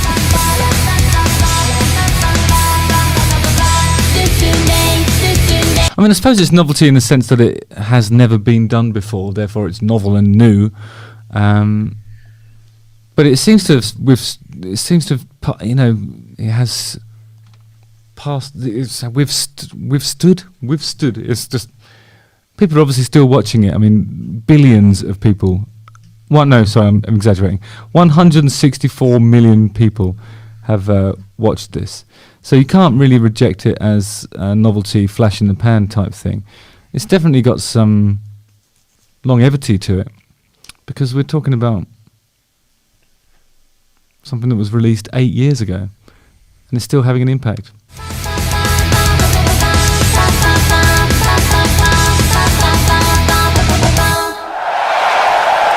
Anyway, nice one, Babymetal. I really hope that your Lost the Chocolate is sated and you get all of the chocolate that you desire. I thought, anyways, but I thought this was interesting. I want to bring up a comment Ryan was talking about. So what Ryan had told me, there was some people, you said some people took it the wrong way, his comments, or on this video for Baby. I remember you saying like you thought it was good, but you some people no, might I could not see listen. If people didn't listen to what he was saying, or as Chase Carnison would say, listen to what he's not saying. Yeah. And Justin uses words as they're supposed to be used, as opposed to using them as most people use them. So I knew when he said something about their dancing is naive, people might jump on that like, what the fuck, I don't know. There wasn't anything bad in it. I didn't think there's anything bad. He explains himself well. He may not be sold on them as a great band, but he knows they know what they're doing, and what they're doing they do very well. Yeah, You know. I think he was super respectful either way, and like Yeah. I'm so happy like the baby metal community was very positive with the remarks too. Like, because you're right, I didn't really check out the because comments. yeah, and all of them seem mostly positive. Like I didn't really see, there's people talking about the baby metal experience, which is glad to see. And I'm so happy that that community embraced it instead of slamming him. You know what I mean? So that's really cool. Oh, here we go. Yeah, I mean, totally. Here we go. What? Nope, just saw Nothing. Oh, So, but I think that fucking I think there's a lot of. I was like, what did I say? And then I just got what happened. so never Don't mind. worry, bud. How are your ribs? I Oh, I'm sorry to interrupt, champ. no, I just think that ultimately, like, he gave a positive review for the song that he played. I think that if he would have turned on Road of Resistance or Rondo of Nightmare or Catch Me If You Can Live or something like that, he would have seen more to them and been even more positive in other areas. He was Yeah. positive in the areas of what he saw, right? Mhm. Like, which was not everything that Baby Metal brings to the table. But I still think it was like overall a really, like, down to earth and nice review that he did. I still feel too like everyone's first baby metal reaction, if I had to choose to give anyone, is always Megasune, hands down. I think that's like always a song. Just like Well, it's good that we all started with that one then. yeah, Like, it's as such Gaijin guys. yeah, that's true, huh? We all just start with that one. That one's like, I think that I'd be really intrigued to hear his opinion on that. But I guess that's how these things go, right? I don't think Justin does more. He does like review a song of one band, right? For the most part. So yeah. I mean, he doesn't get stuck on one thing. he doesn't get stuck on with it, which is cool too. Like he spreads it around. Like I just some saw people. I saw a video you might want to see, Ryan. He does have a video that says why so much Nickelback hate, and it might I be a watched video. That would be that. Did I Yeah, watch that it? sounds inspirational. Yeah, I mean Ryan's favorite band being highlighted, might be something. Take note of who always mentions Nickelback, and there's your fans. Nipple sack. Nipples. Knuckle crack. Oh man. But Honestly, I think I've only heard one song, so I really don't know what I'm talking about. yeah. All right, guys. Well, let's go ahead and check out the comments and stuff, and we're gonna go ahead and get into Champ talking about the brackets and the voting stuff. But let's take a moment to read the comments. See what you guys think about Justin's video. I missed all the ratings and well, yeah. What are your thoughts on it? What do you guys want to start reading off comments or such? Are saying since I can't highlight them today, and I'll pull up the brackets. Any good Let's comments out see. there? Well, it looks like Rob's got a question. He says, how long will Baby Metal keep those 3 gals? Will they be replaced or will they keep going for many years? Well, one of the gals was replaced already because she quit. Yui, right? Yui left a few years ago, 2019, 2020, something like that. And Alan, well, he's gone. Alan's but just No, I'm still here. Alan, Alan, you know I better know. than me when it comes to how they've been doing like the Avengers team and like they're not going to replace them at this point. People love them too much. And I think the company knows it, the record label or whatnot. They're not going to replace them. I don't think that's going to be a thing. I think if they stop, it's done. So I think they're just going to carry on with the 2. I really don't see them putting another one on there. And I honestly feel like they're going to come out with one last album. I don't want to think that way. I think we got one more album, then it's over. And I hope it's a banger of an album, and I hope they end on a high note. why do you think that? Just because it's taking this long to get there. I think they're really trying to figure it out and stuff and to maximize what they can do, like profit-wise, it seems like. And they haven't really been clear, and they've never been clear, right, throughout the history of the band. I could be completely wrong because you guys let me know in the Makes comments. sense. I don't know how long of gaps they've had before between those albums, but I think they just had so much stuff happen to them, and I don't know. It just feels like it to me. In my gut, it feels like we got one solid 16-song album coming out, or You're something. taking like that. time to go out with a bang. Yeah, and just making super this high like quality. the best 16 songs they possibly could do. You know. Well, it could be, but I'll just play devil's advocate for a second here, and compare it to the K-pop world, where we've got groups that are coming out with stuff every year, every 6 months or whatever. They have comebacks all the time. They literally call it every time they come back with a new song, they call it a comeback. So it's like it'll be months, and then they came back, huge comeback, right? But then you've got a band or a group like Blackpink, who hasn't released any new music since 2020. So it's been 2 years since they did that. And then before that, they had not released anything more than a couple EPs since they debuted in 2016, right? And Blackpink their whole advertising and promotional strategy is built on come out with these huge banging singles, right? And make as many of the tracks on our albums into singles as we can. And then they take these long breaks and then they plan for the big return, right? But that's their strategy in general, right? Like they don't want to be coming out with stuff every year. They want people to wait for them. They want people to get excited, and then they want to make a big splash, and then they go away for a couple more years. So Babymetal could be doing something like that also, because they are the top dogs there. They definitely have the best marketing team out of all of the J metal bands, right? So I think if they keep going though, they will have a fan base. It would be interesting to see. I would like to see the numbers of how well Metal Galaxy did, in comparison of their other 2 albums coming out, because those business people are looking at it like that, but Muse would probably ride it out as long as they possibly could. It just, I don't know. It's like one of those things I just feel in my gut. I'm like, oh man, I feel like we're gonna get one more, and then Sue's gonna do some solo stuff. That's my prediction to it. They're probably gonna do another one, and then Mo will hang it up, and Sue will probably do some solo stuff. That's what I feel like. It'll probably depend on how well it sells, too. How well does the tour do? How well does the album sell? If it's fucking doing gangbusters, I doubt that they're going to be like, okay, well, let's drop this $1 million under the table for someone else to pick up. By all means, it's bands that are doing really well, speculation, guys. So, Bish, I mean, that's what I was going to say. That's another thing. Yeah, exactly. These are also human beings that have lives, and most people don't want to do the same exact thing their whole life. Exactly. They might want to move on and do solo stuff, Mo do solo stuff. With Bish breaking up, Ina's got stuff up her sleeve. Maybe they just want to move on to new projects. Yeah, for You sure. never know.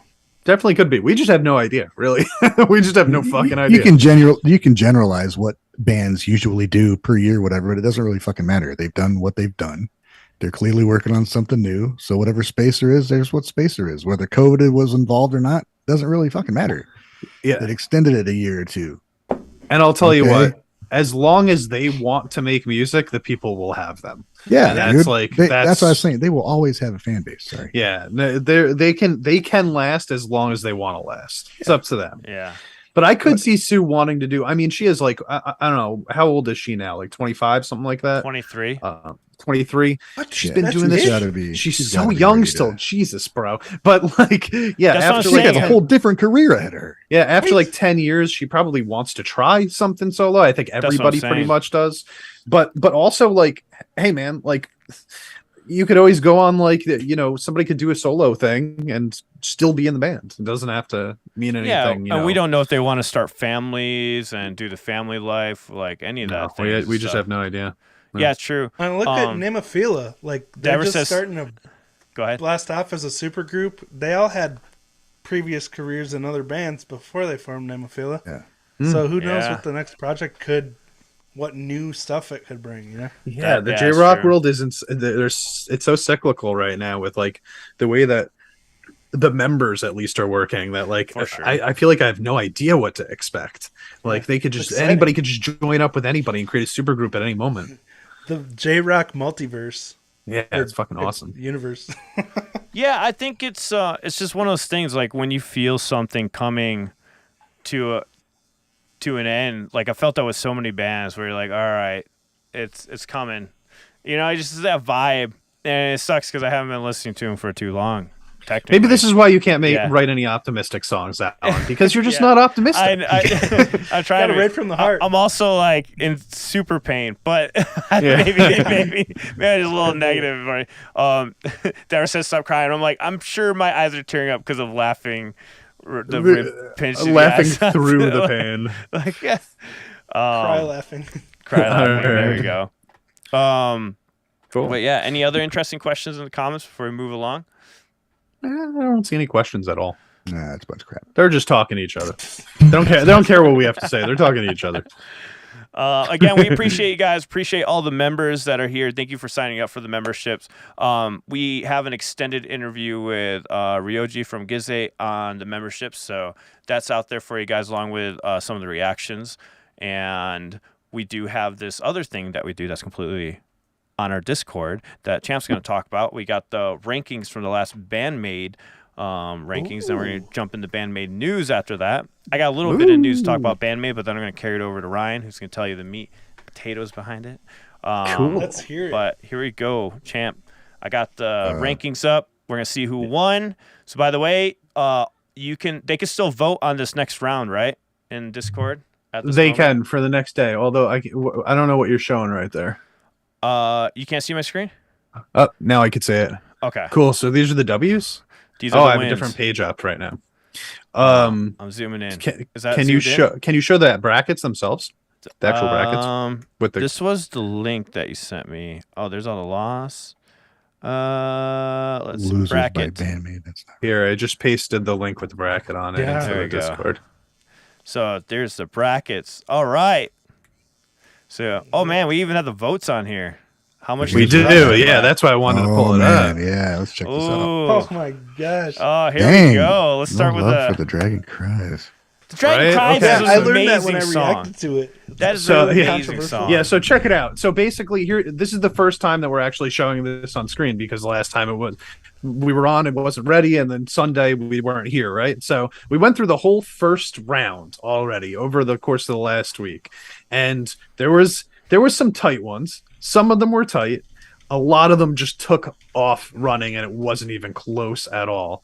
There were a couple that totally blew my mind, though, I gotta say, where I was just like, such So, as Awkward what getting about- 60 votes Okay, gotcha. Okay. and Sense getting 26 votes. That wow.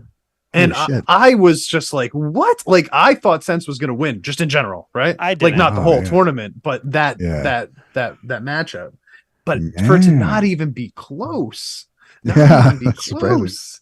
And then the real story here was Rock and Me versus Endless Story, which went to a draw with like 100 votes. It like got a draw, and then we had to put it into overtime, and then Endless Story ended up winning by like 2 votes in overtime, shoot. which I was very upset with. Rock and Me is one of their I best was happy songs. with it. I wanted to see it in What, the final Ryan? 4, man. Me and Champ were fighting behind the scenes. We were. Rockin' Me is so good. I The know, soul's right? endless story. God damn it.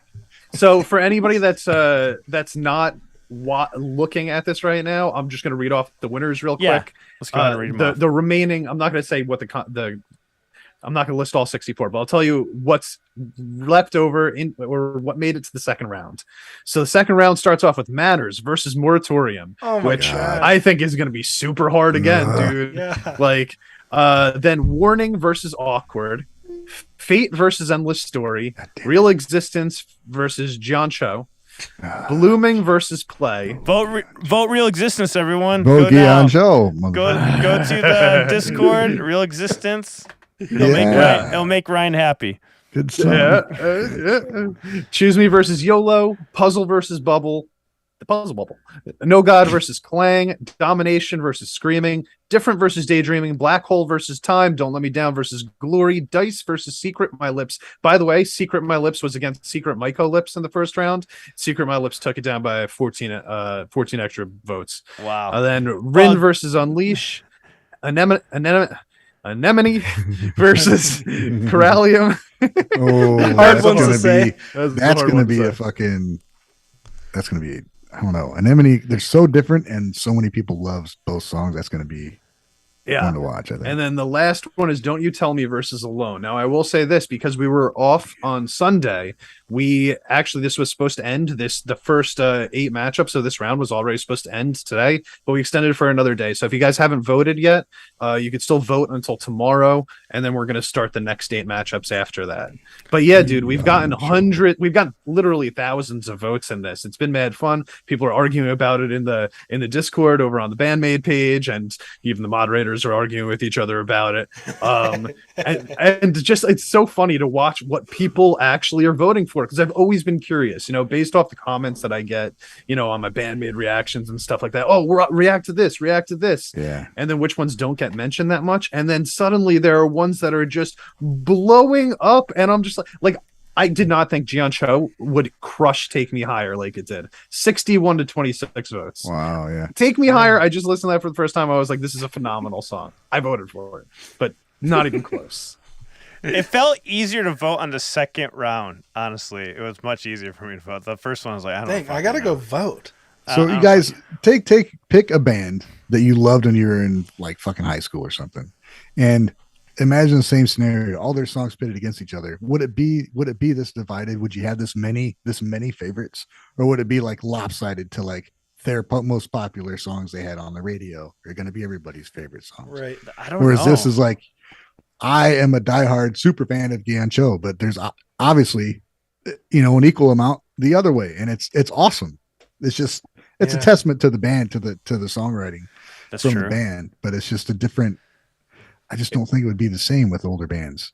No, not most of them, I would say. I think it happens probably more in the metal world than, at least for me and my buddies. Like we'll like debate albums, which ones are better or whatever. But like this is, guys, I put 64 fucking songs on here. Yeah, like from multiple albums and multiple writers. And this was not all the songs. That's true. Like I didn't even, Onset's not on here, guys. I missed Onset. Yeah. I'm just gonna call myself out, expose myself. I forgot about Onset. It's not even on here, dude. But that's what I'm saying. Like they had exactly. They had so much competition here. Yeah. Again, like Anemone beat Wonderland. That totally blew me away. Totally. Oh man, I love doing this. You want to tell them the exciting thing we're gonna do for the next bracket? Oh, I do. So, this was our first bracket, and it kind of like started slowly, but it's moving now and stuff like that. We're just doing this for to be the champion, to say that you're the champion. But after this bracket, on all of the future brackets, we're going to start actually giving the winner, whoever can get the most choices right, I believe, throughout the tournament, and pick the winner, will get a piece of merch from the Guys and Guys. New merch that Ryan Meir designed for the channel. It's in our shop right now. Some shit right now. We have a Maniacs shirt. Maniac shirt. We dropped the S, right? Maniac shirt. So it'll say Maniac because you're the Maniac wearing the shirt. But clever. He was not happy when we had to add the S, so he's really happy to take off the S. What S? What? It was beautiful while it lasted. It was beautiful, but it's up now. There's a store. YouTube let us have a merch store. So we have merch. But we'll be giving those shirts out to the winners. Winner. So where is there to say who you think's going to win? So because we haven't started it on this one yet, because we're giving this information late, and you can't guess now that a round is already over. There is not a place yet, but there will be. There will be. Right, Alan? So on the new one, this is how it'll work. I'm kind of thinking we might still do it with this one. We'll just wait till next round. This is how we could pull it off. I was just thinking about it right now. But for the next one, let's just say the next one, okay? What you do is you'll see all the songs listed, and then you fill out which songs you think are going to win. And then just like a normal bracket, like you fill out a madness. You fill out a bracket of which song goes where, and anyone that's the closest to the end bracket is the winner. You have to get the winner right. All right, you got to get the winner right. But if there's no one that gets the winner, we'll just go to the next. We'll go to whoever did second best. Yeah, the second best. Whoever did the best. Shout out to the mods on Discords who actually do all the work. Mm-hmm, yeah. They get a shirt regardless. Mm-hmm. The mods on Discord rule. They've set this all up for us, and all I've had to do is give them the songs and the and the numbers next to the songs. Now, of course, what we're going to do is when we do have the new one is we'll announce all the list of songs, and we'll be like, all right, fill out the brackets, and then we're going to set up something where you just email them to us, and the first email we get, no matter what, no changes allowed whatsoever, we take that and we file it away. We'll figure out an easier way to do it. We haven't gotten to that part yet, but there's probably a website somewhere online where you could just like Yeah. put names into the brackets and it'll save as like a group, almost like fantasy football or something like that. I'm sure it exists out there. We just got to do a little research. Yeah, and then also, like I said, with the merch, we have the Maniac shirt, but Ryan is working on a GG shirt, so that'll be also a shirt that we'll be giving away. Also, be our first GG shirts. He was like, Very cool. I want one. yeah, me too. All right, I but win. yeah, so if you guys want to vote for this, go over to our Discord. It is the Guys and Guys Discord. It is in all the descriptions. I know some people have said that they've had issues actually connecting to the Discord. I'm not sure why.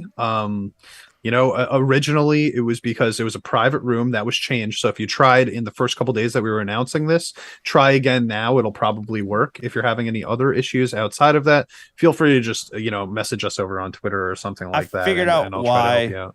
I figured out why they were having issues, Champ. Actually, it wasn't that it was private. It's because you do have to click the check mark on the rules.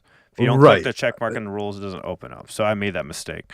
So, okay. But yeah. So it'll take you to the rules page first, and there's a little green check mark, and all that means is that you read the rules, which means that you're allowed on the Discord. So you just click the little green check mark, and then you could go to all the Guys and Guys little server things there, including the one for the Battle of the Bands where the vote is, or the Battle of the Songs. So which read song? the rules. Don't just check it and don't read them. Read the rules. Yeah. Read the rules, but they're very short. You'll be through them in 4 seconds. Don't worry. Just make sure there's nothing in there that might Hilton says compromise if you later. Unleash wins, he's gonna burn down the Discord. Unleash ain't winning, my dude. But if you really don't want Unleash to win, wait, who's it going? What's Unleash going up against right now? Oh, Rin. Yeah, dude, you got to go over to the Discord and vote. I don't know how close it is right now. I'm gonna check while we're speaking. I think it's updated on here, right? Or is that just their carryover votes? No, that's the how much they won by. That's their seed. Ah, gotcha. Yeah. But this one's all, like I said, it's already been going on for a few days. So it's already got a bunch of votes. So if you really want to make a vote, remember, you only got one more night. I voted for Unleash Before it actually changes. against Rin. Guion Cho is still ahead. Good Yeah. people exist in the world. You should really vote for Real Existence. So I mean, Vote for Guion Cho. That's one of the most just beautiful things ever written, Alan, and you know it. Is It Play is really kicking close. Blooming's butt? Huh? I don't know. Is what Play kicking Bloomin's butt? Yeah. I don't know. We have to look at the Discord. No, Blooming is kicking Play's butt right now. I thought Moratorium. when I saw it on Moratorium the is scrolly thing. man. Moratorium's whooping man. Where is it at right now? There's almost 100 votes for each of these again, man, in the second round. So we're still moving, but right now Bloomin's up 63-19 over Play. The closest one that we have right now is Real Existence versus Gian Cho, which is 41-46. So Okay. that one's gonna be tight. We should go live for the last two, and we're like, all right, everybody put in their votes. We just commentary the whole time. All right, and now this one's in the lead, and it's winning. We'll have a countdown. I'm in. Yeah, we'll do a countdown and everything. Oh, we'll play 5-second clips of the songs. Yes. Yeah, no, we totally should do that. Alan will I want to wear put it in a dress. cage too. Somehow it's got to be a cage match, the final two. I don't know how Yeah. we're gonna do that, but it's got to happen. For each bracket we go down, Alan will take off. Never mind. Wait, You gotta wear a Where is dress. this going? I'll wear the Kane outfit. There you go. All right. All right, I think that's it for the Discord Battle of the Songs. All right. Cool. Awesome. pretty fun. Cool. All That's right. exciting. Moving on to band-maid news. I just got a brief thing to go over on here. Good, We have this beautiful Eventide pedal, but again, I haven't been to my practice. I really want to bring the pedal and show you guys. I do plan on doing that on the podcast. I will bring the pedal and show you guys what this thing is about and how it sounds. It's an amazing piece of equipment. It used to be a piece of rack gear that was, I think it was built in mid 80s, I believe. It was used by a lot of huge bands as part of a lot of records and stuff like that. So they had designed it to be in pedal form, which a lot of people use now, but it's actually pretty much like a rack mount effects system in a pedal, which is quite amazing. What does it do? It does everything from reverbs, you have choruses, you have delays, but it's like thousands and thousands and thousands of effects. It's just a multi-effects pedal, but it's high quality, like if it were focused on one. Some of these pedals, they come with just two, like the H9 is the highest one you can get, which she has on here. So you can build your own algorithms and stuff like that in the effects pedal and modulator. You can do a bunch of sick sounds with it. You can run your vocals through it, run a piano for it. I sound like I'm doing a commercial for Eventide. We're not sponsored by them, by the way. But also, it's definitely used on Unleash. You can tell because it has a very distinct sound to it. You can hook an expression pedal to this. So she was talking about this in her thing. I translated it. I'm going to read it as best as I can. Said in the recording, I used a whammy to play the head riff. But at the moment I'm connecting an expression pedal and controlling the octave with H9 in the photo. So there's like a plug at the top where you put the expression pedal, and you can pretty much use it on any effect. It's pretty cool. You can almost get it sounding like the Tom Morello Digitech whammy pedal that he used to have. You can get that Eventide to sound pretty close to that too also.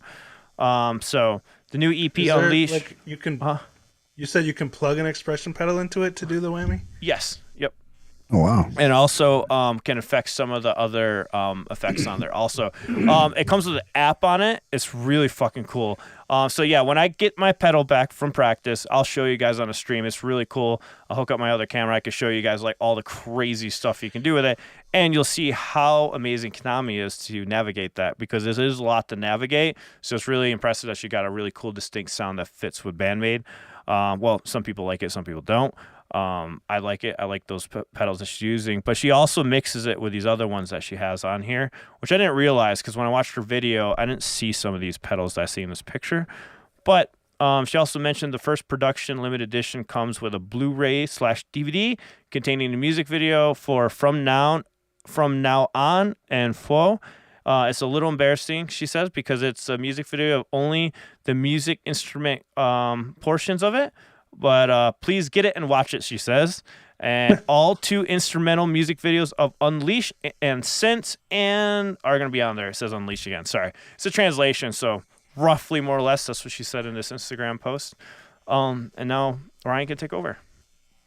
Nice. What the hell am I going to talk about? That was like the news.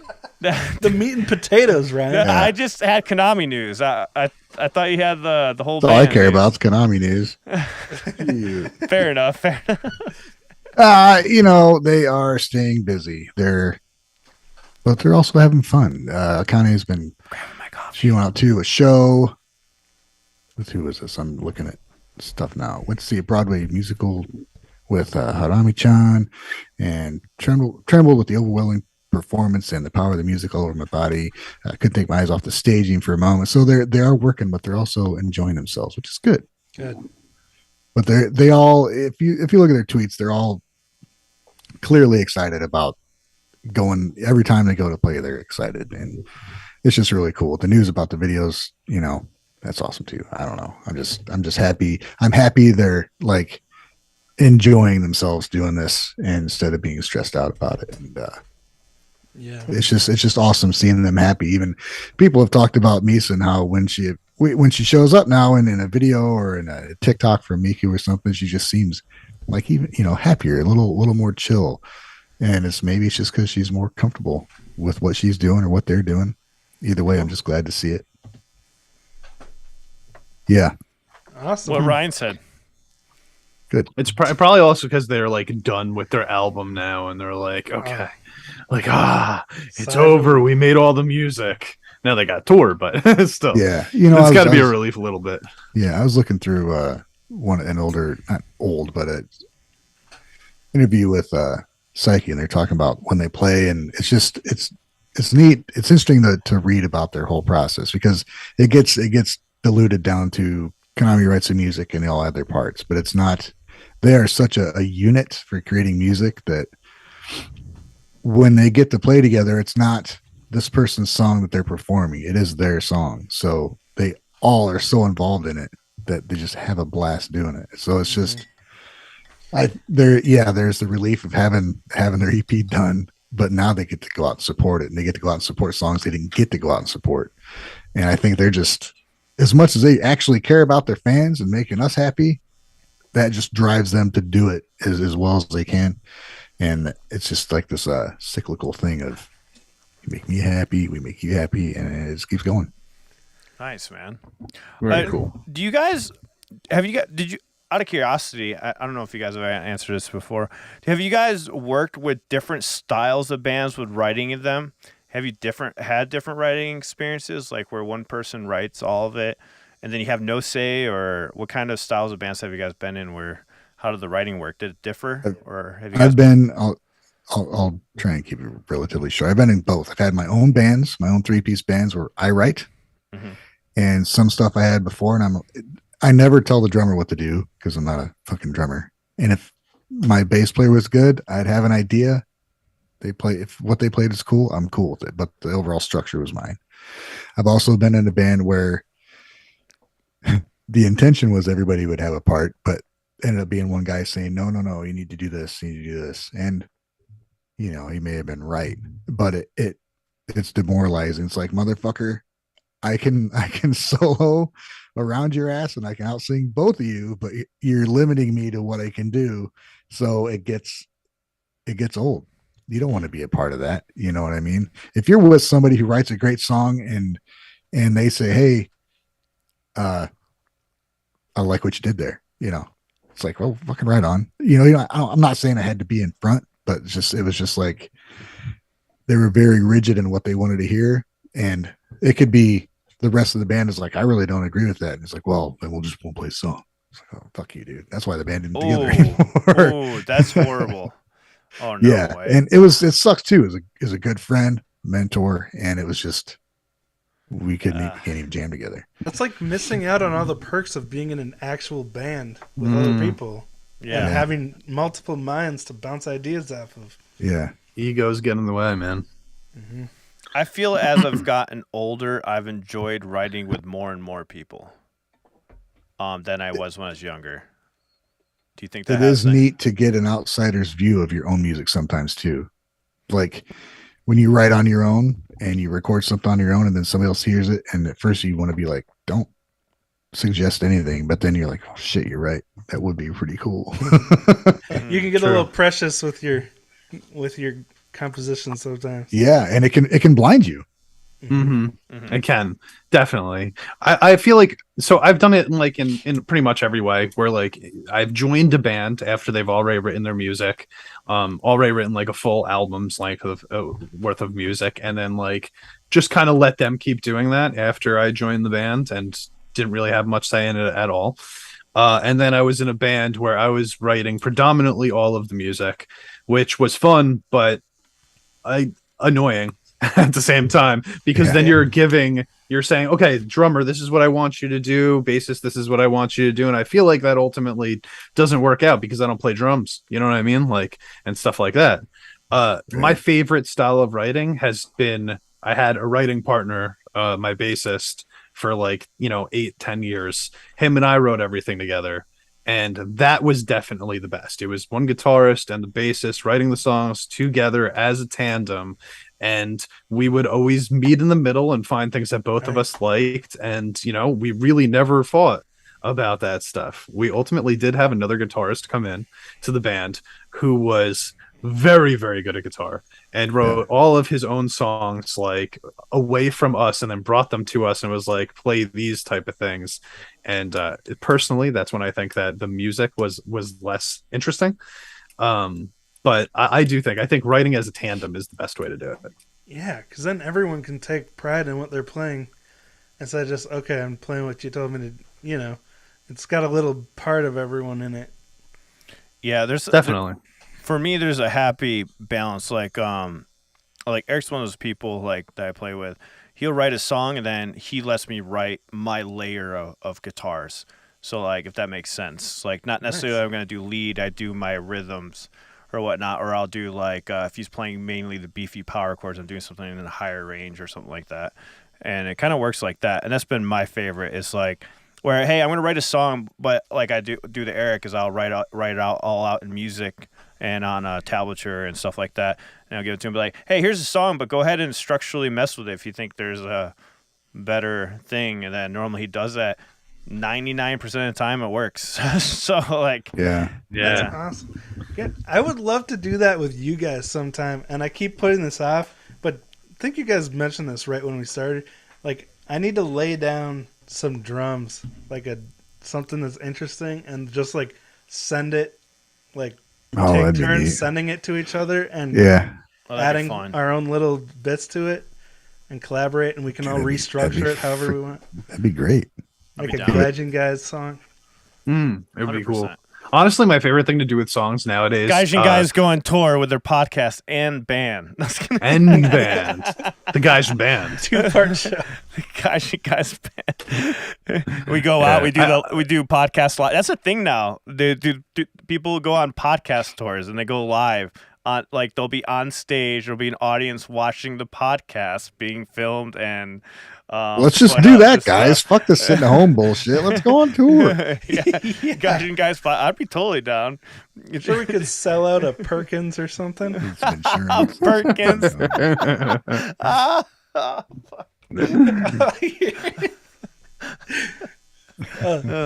be great. I really want to have an experience where, because unlike you guys, the only band I've been in that played original music was the one I was in when I was 10 years old, and I was just the drummer. So they would kind of tell me what they wanted, and I could do pretty much what I wanted as long as I got the parts that they asked me to. Right, yeah. But besides that, the only original music I've done has all been solo. So I've never had people to bounce my ideas off of. Because, right on. Like, I want to, but it's just never worked out where I've been close enough to other musicians. Which is wild. That's wild, though, because you're a drummer. Like, here, like yeah, we all need one of you, bro. Drummers are needed, dude. If you wanted to work, you fucking could. And then you're a good drummer on top of that. Like, you don't even have to be a good drummer to get in a band, so that's what I'm shocked. You need to be a drummer. You're a great drummer, and you're like not in a band. To me, that's mind-boggling. I'm surprised you're not in 80 bands. Really that's the other thing is time. And, like, I've had offers, but it's all bands that are kind of non-collaborative. Like, they just want me to come in and do exactly what they tell me to do. Yeah. And I don't want to do that either. I want a pretty evenly collaborative band. You know? See, I can't seeing someone like you and being like, I want you to play drums, could do this. I'd be like, what the fuck do you think? You know what I mean? Like what do I know? You do it. Right. You know what I mean, you're doing. someone is I see what his Wave is. I can be like, come in here and just play drums. I see what Wave's talking about, though. So I've had the opposite effect, right? Where I'm begging people to do their own thing. I had that happen, but I kept finding members that they'd be like, just tell me what to do and I'll do whatever you say. At first I was like, that's fucking weird. Brain. I would be like, that's weird. But at the same time, I hate to say it, Eric, he's like that.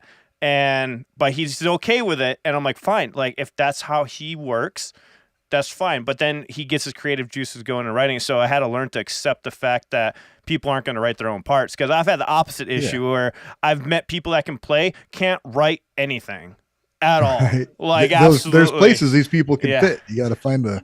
But they do fit. True. And then I've always wanted a drummer like Wave because I like intricate drums in my songs because it's always been progressive. And I love intricate drum playing. I would have killed for a Wave. Huh? Yeah, dude. I would have killed for a Wave in my band back in the day, black bro. Hole. Yeah. Yeah, seriously. I mean, the amount of times that I had to say to my drummer, and this is not shitting on him. He was a really nice guy and he was good at drums, right? But every beat that he would come up with would be like, you know, a normal like, and I'd have to be like, dude, why don't you make like a beat without the cymbals one time, you know, like let's see you do something with the toms or whatever. He would be like, you like this, and I'd be like, yeah, like that, like.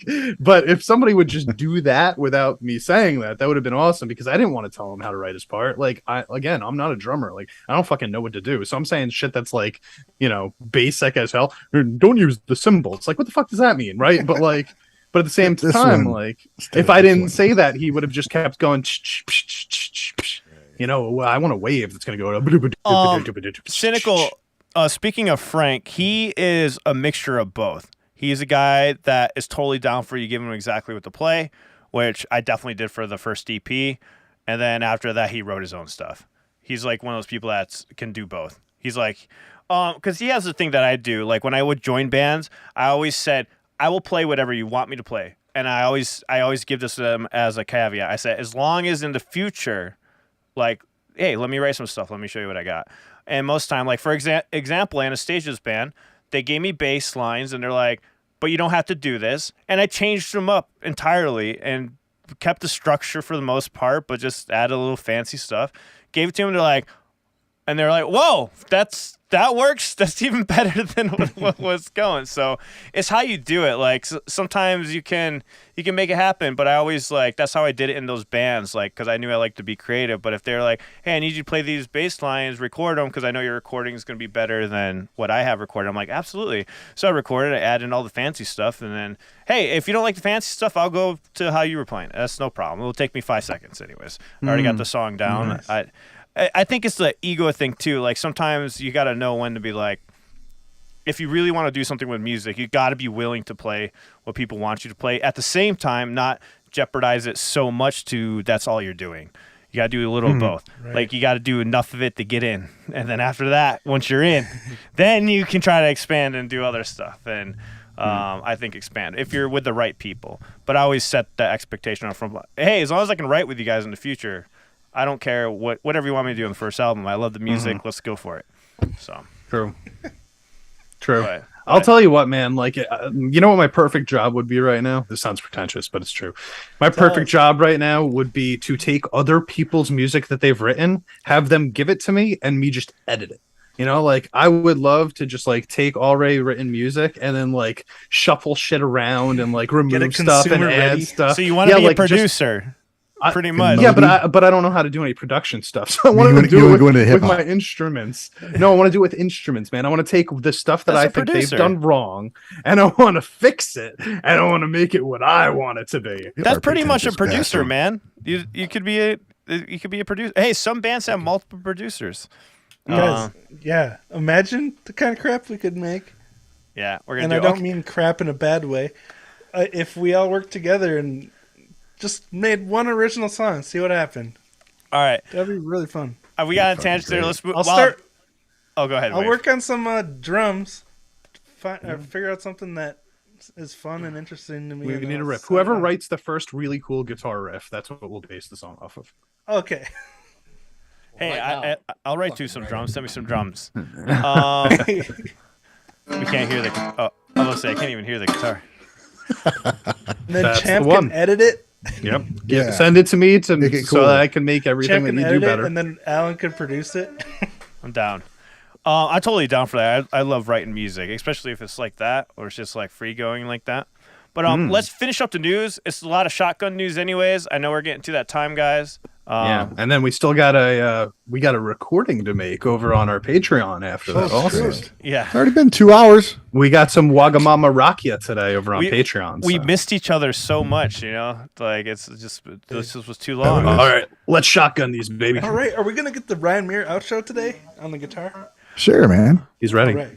All right, Hagane harmonizes power metal on first album Code 9021. The harmonic metal band Hagane releases their first album Code 9021 on August 18th, so it's already been out. Some people have already got their CD. Thank you for putting those pictures up in the guys Discord. They were really cool to see. See you guys support the band. They've formed since 2018. Hagane has a few singles and a mini album demonstrating their hard rock and power metal abilities. Something that I really like about this band is they have their older videos still up, so you see a huge progression with the vocalists and the band and how amazing they sound now. I highly recommend checking out their new songs. And actually, I would say go check out their older ones. Just like you'll have so much more appreciation because you'll be like, oh, yeah, they were good, but you check out the new stuff and you're like, wow. That's really cool. That's what I love about The Warning is literally their entire musical progressions on YouTube. So to see how far they've come, and now they're like edging on rock stars, like it's crazy. Yeah, for sure. And their new track, by the way, Hagane, it's awesome. I love it. I checked it out on my stream last week, and I thought it was fantastic. Yeah, it is very good. Very, very good. Very good stuff, man. So Acme, we had talked about, has they're touring in the U.S. They're already over here, and we have a little news about them and how that's going. Apparently, it's going really well for them. So they're doing touring abroad, change Acme's worldview completely. So apparently, the tour has changed their worldview. And they have a really awesome article up on J-Rock News. If you guys want to check it out. I still want to go to try to see them if I can. Probably not, because I don't think my ribs will be healed by then. But they played their first ever concert in New York on July 18th. So congrats to them. They commanded packed dance floor, assaulting them with crisp, high treble drums, chugging bass lines, melodic guitars. Vocalist Chisa demonstrated clean fry screams before seamlessly transitioning into heavenly vocals. To the listener, it was the perfect synergy of decades of visual kei and meeting an endless array of genres. So apparently they're doing really... Clean fry screams and high treble drums. I like the assaulting. Yeah. I love these articles, man. And this was written by Erica, by the way. Shout to them. And so after the invigorating show, J-Rock News did catch up with them backstage, and they do discuss how touring abroad has completely changed their worldview and what it takes to get Acme to your town. So if you want to see how to get them to your town, they're pretty good. They're a good visual K band. There's some songs that are bangers, and to me, they sound like a band you have to enjoy live. They totally sound like a live band you have to go see. So I checked them out a long time ago, and they had some hit and misses. There's some that I really love, some not so much, but they're a pretty good band. Wagaki band vocalist and koto player married, expecting first child. So congratulations to them. Got a nice, beautiful article up on here. On August 21st, Wagaki band shared the wonderful news that vocalist Suzuhana Yuko and koto player Ibukura are married and are expecting their first child. The couple was hesitant to share this news with the world at first, which is very shocking. I'm surprised they are sharing it. But as the most challenging part of the pregnancy passed, the announcement was made. Fantastic. Good for them. Congrats to them.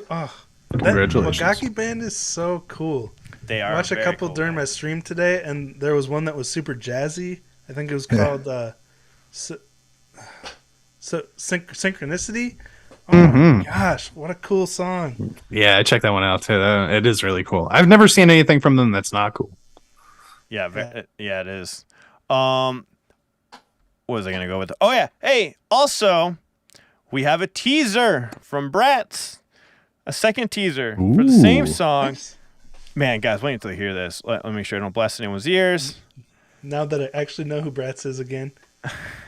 Here we go. This teaser is gonna leave you guys wondering. You'll see.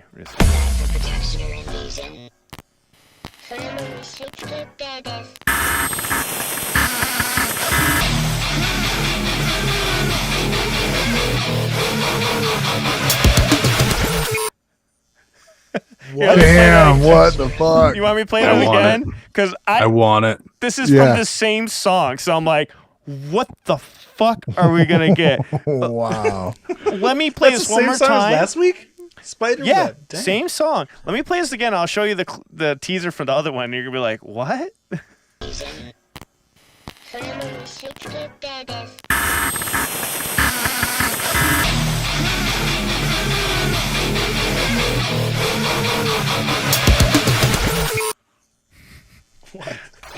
I love it, dude. I love it. It's just so short. So, and then here's the teaser from last week. Just to give you guys a refresher here.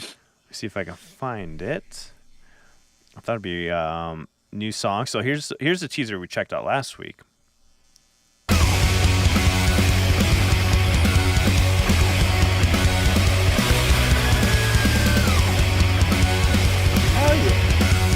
Wow. So now that we heard both those, guys, what the hell do you think this song is gonna sound like? That's the Everything same I song. want out of music. Right. That could be that could be like an awesome breakdown section that that the first one you played, or it could be intro. Fuck, we don't know, but either way, I like all of it. So Yeah, kind of cool. very sweet. I was like, I don't even know what to think, man. Like, it's like a robotic breakdown. I do like this riffage going on though in this clip here, so I'm like very intrigued on this whole That thing. intro was so like sci-fi. Right? And you know what? The guitar tone sounded different in the two teasers also. So I wonder Yeah. if there's going to be like a big shift in, like, I don't know, if they're going to literally change the sound of the guitar in the middle of the song. Yeah, I think it's Right. more like electronics, right? Just going on. Added with the guitar tone. Was No, pretty we different. got a chunky thing at the end, right? It Yeah, was that's dun true. dun dun dun dun after the electronics built up. Yeah, Rob says it has that dark electro EDM vibe.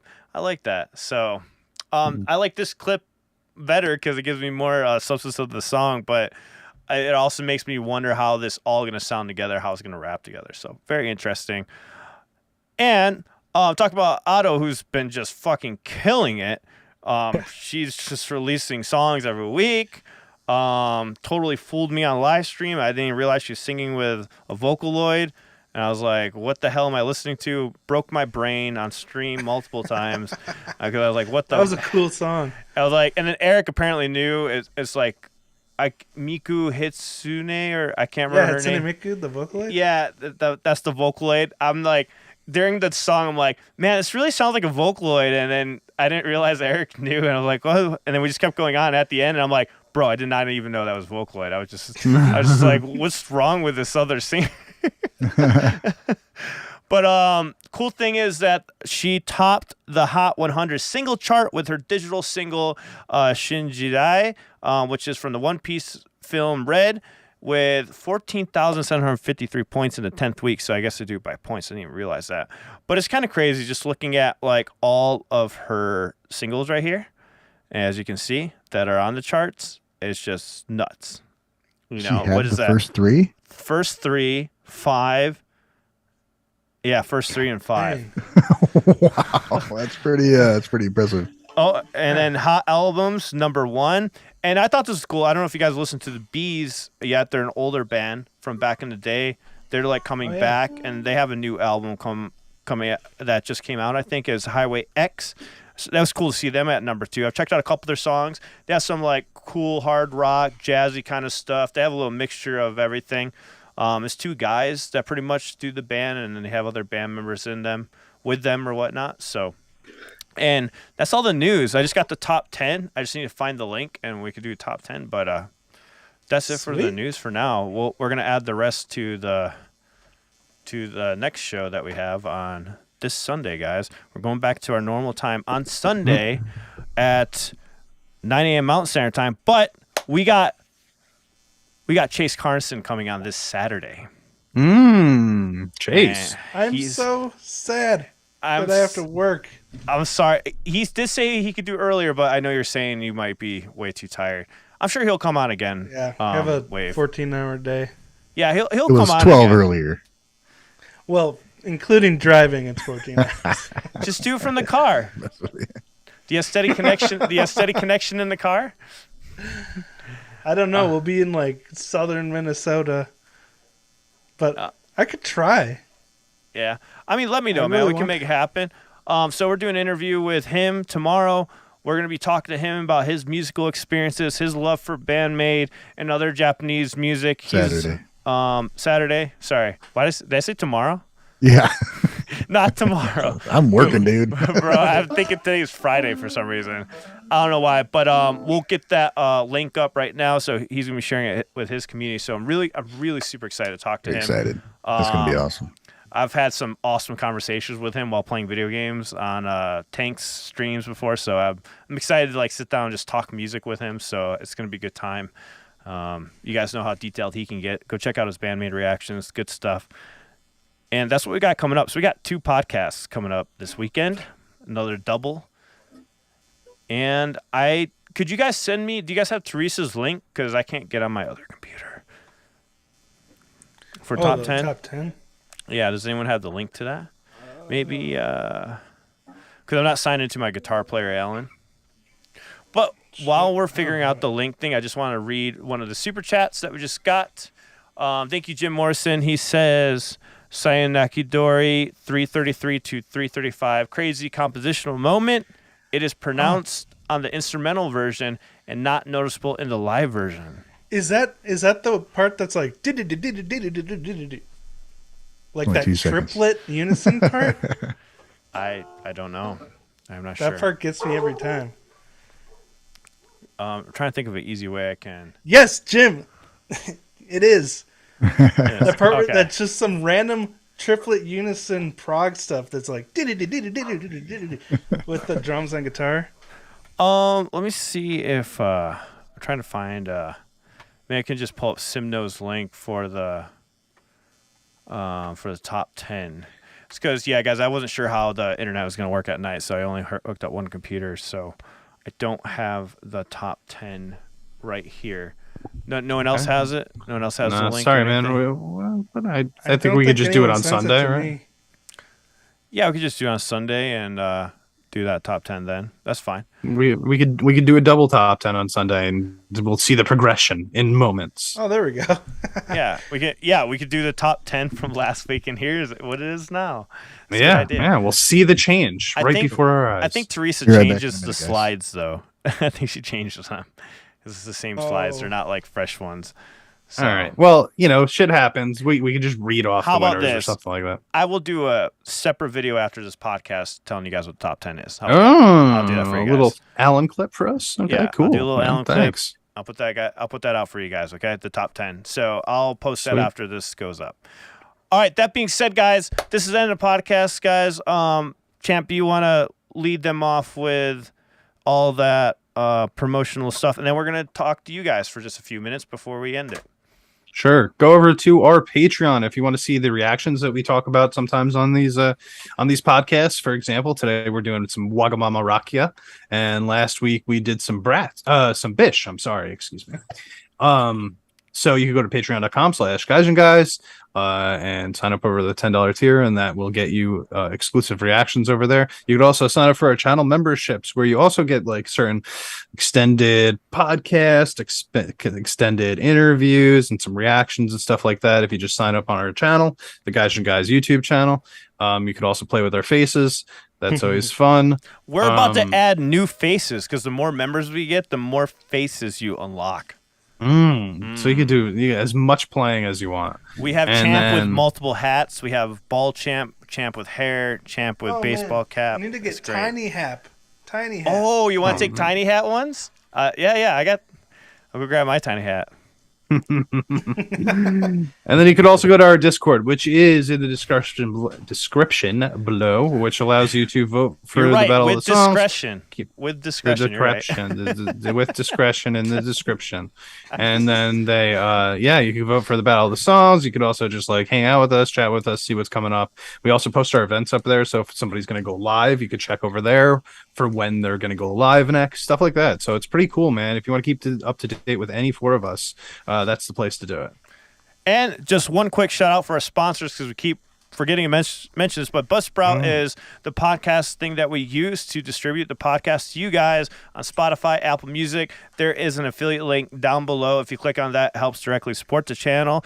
And next week, we'll have Baksu Snacks. We'll have that code for you guys. That's a new sponsor coming up, which is Japanese Snacks, where they send you a box of random snacks from Japan, and you try them. So that's going to be fun because we're going to get some snacks we'll try out in front of you guys. So shout out to them. And so we got a lot of cool things like that coming up next week, and looking forward to sharing them with you guys. But yeah, if you guys want to do podcasts, it's that easy. Buzzsprout makes it super easy to do this. And they post it up Buzzsprout everywhere rules. for you. Yeah. Yes. So, and by the way, Alan, did you see that Timno said about the top 10 over here? what do you say? Where it's exactly the same next week as it is this week, so you don't even have to make an extra We're video. off the hook. It's not going to change at all by the Oh. time we get to Sunday. Damn it! I was excited to make a separate little video. No. You can make something else. No, okay. I got a lot of videos to make, but yeah. Again, so guys, we appreciate all the support. We appreciate you guys helping us with the Patreon memberships. Thank you to the sponsors that are coming in for podcasts. Can't do this stuff without you guys. And now, see you. Now to the questions. Want to say bye, everyone? Peace out. All right. Bye, everybody. Oh, what? All right. And yes, to answer Davor, who's asked us if we could update them next time we're going to do a podcast on another day, we'll put from this point forward, we'll put it on Patreon and on Twitter and on Discord.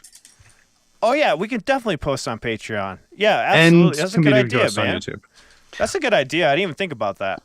Honestly though, Discord is gonna be your best friend because we have an events tab on there, and we did make it easier. I took off all the @heres, so you're not getting pinged. I apologize. I know that was the biggest complaint, that there was a lot of pings and it was fucking annoying. I don't blame you because I'm at like 3,000 notifications. So we took off all the @heres. We only put it for like the @everyone. Like, let us know, guys. Just if you guys have any ideas, or if you guys are interested in helping out the mods or becoming a mod, by all means, just hit us up. The more help, the better. And we can't thank you guys enough for everyone that is helping get it structured. So we did take it off. Thank you so much. And shout out to, oh my God, I'm so horrible. Shout out to you for telling me about which @heres to get rid of. So we went through and cleaned them all up. I might have missed some, but I know it was like insane amount of notifications. And of course, I'm going to fix our information thing because our information thing still says dichotic. So I'll get that fixed too. But put all the guys. And I almost forgot, guys. Follow us on freaking Instagram. Oh, Instagram. Yeah, Instagram, we need please. Instagram followers. We're going to put up funny reels of Ryan one-sentence monologues. So Sounds good. Yeah, it's going to be great. It's just Ryan's going to have just one-liners. That's a good idea, actually. We'll just have Ryan one-liner reels. super say one zoomed sentence. up on his face. Yeah, super zoomed. Like, just his face. You can't see, like, the round of his head. Just eyes, nose, From mouth. forehead to right Yeah, that's classic stuff right there. Say something very prevalent, profound. Ishvael said this is their first stream they were able to attend. That's cool. Anybody else first stream today? Because I know it was a different time, different day. Was it? Glad Thank you you, could be here, Ishval. Oh, Thank you very much. we need to put our Instagram link in the description. Oh yeah, let me do that right now. Is there anything else we needed to mention? Yeah, join our Instagram, guys. It's just starting. We're just starting it out, but join it so we post stuff for you. Are Yeah. there sponsors? Yeah, we Yeah, we mentioned went those. through There's a them. link in the chat. You disappeared when we were We'll get it saying. in the. Okay. Yeah, we did mention Cool. those. And I'm putting in Good the deal. chat right now. I think somebody else beat me to it. Oh, I just did. And Rob, yes, Band-Maid has been on the Billboard chart before with a few of their songs, especially in Japan. I'm pretty sure Glory made it overseas, so I'm not sure how many after that, but they've definitely been on Billboard before. There, now we got 2 links. Hopefully it work. We should test these out. Make sure these links work. It should. I just copied it from the page. Yeah, I didn't do that. I typed it in. I always type it in for some reason. I don't know why I do that. What? Yeah, I always type it out every time. I Every don't trust time, my and never, fingers for that. I never copy and paste. Any other questions that you guys got for us before? Anything you guys would like to see maybe improved in our Discord and stuff? Because that's our main focus, is like streamlining that as much as possible. So, like I said, I think we made a lot of changes this week, and we're gonna make some more this week coming up on there. Get it more solid. Because you guys get notification for all the bands. Any bands we're missing, all that stuff, let us know. Yeah. Same with the Twitter. We just got a bunch of like 50 of you joined last week, which was pretty cool. And that was fast. Thanks, guys. And we're gonna get them. Yeah. We're gonna be a little bit more active on both of those, the Instagram and the Twitter going forward. Yeah. It's gonna take a minute to get there, though. Yeah. Yeah, and like I said, if you need a reason to join Instagram, Ryan one-liners. That's all it's going to be. Just reels of Ryan just saying one line. So stay tuned. We're using him for the Instagram. Gotta do something other than just show up on Ryan, Sunday. can you just post a selfie every day? Oh my god. You want a collection of Ryan selfies and reels? Join our guys. That's actually funny. We should do that. That's all You the guys- guys podcast Instagram is. It's just Ryan faces. Just comment a word that you want to hear me say, That's a good idea. and I'll give you a little reel where I say that Oh, word. it can be like a cameo.com. Oh yeah. Ryan Mears. Everybody gets fucking more money than nothing. Can't All right. go. First person to put down a sentence, you have to say Ryan should say, and then put in quotes what you want him to say. First person to Jeez. type it in the chat. That's what Ryan's going to say first. On And this go. Let's see which sentence we Oh get. my god. That'll Nothing's happening. They're like, They're like, what should I put? We should do that every week. Every week there'll be like, fucking bastard. First one was Mad Libs. First one was Mad Libs. Ooh. Do you have a Mad Libs pad? No, the only one that followed the rules, honestly, no, we're not close. I said something specific. Oh, cynical one. Ryan should say, I love Nickelback. That was the rules. They should say, Ryan should say, and put it in quotes. They were the first one. Oh, Oh, quotes. man. That's Ryan's got to say, I love Nickelback. Do it, bitch. That should be our first. That should be our first real champ. Just saying that. Do it. Look how much pain I was in. I'm kind of happy about that. I'm sorry, Alan. It just felt right. You bastard. Since this is our What you first done? introduction, we should just have Ryan do all of these things to promote the Instagram. Oh, my God. Oh, that was too good. Okay, should we end the podcast so we can do our reaction for patrons? Rosie's like, "Are you ever going to be ready for dinner?" Yeah, let's All right, end. well, sorry. AJ Hilton All right. 7. All right, so, yeah, that'll be the first one. We'll have the reel of that. There we go. We have our first reel.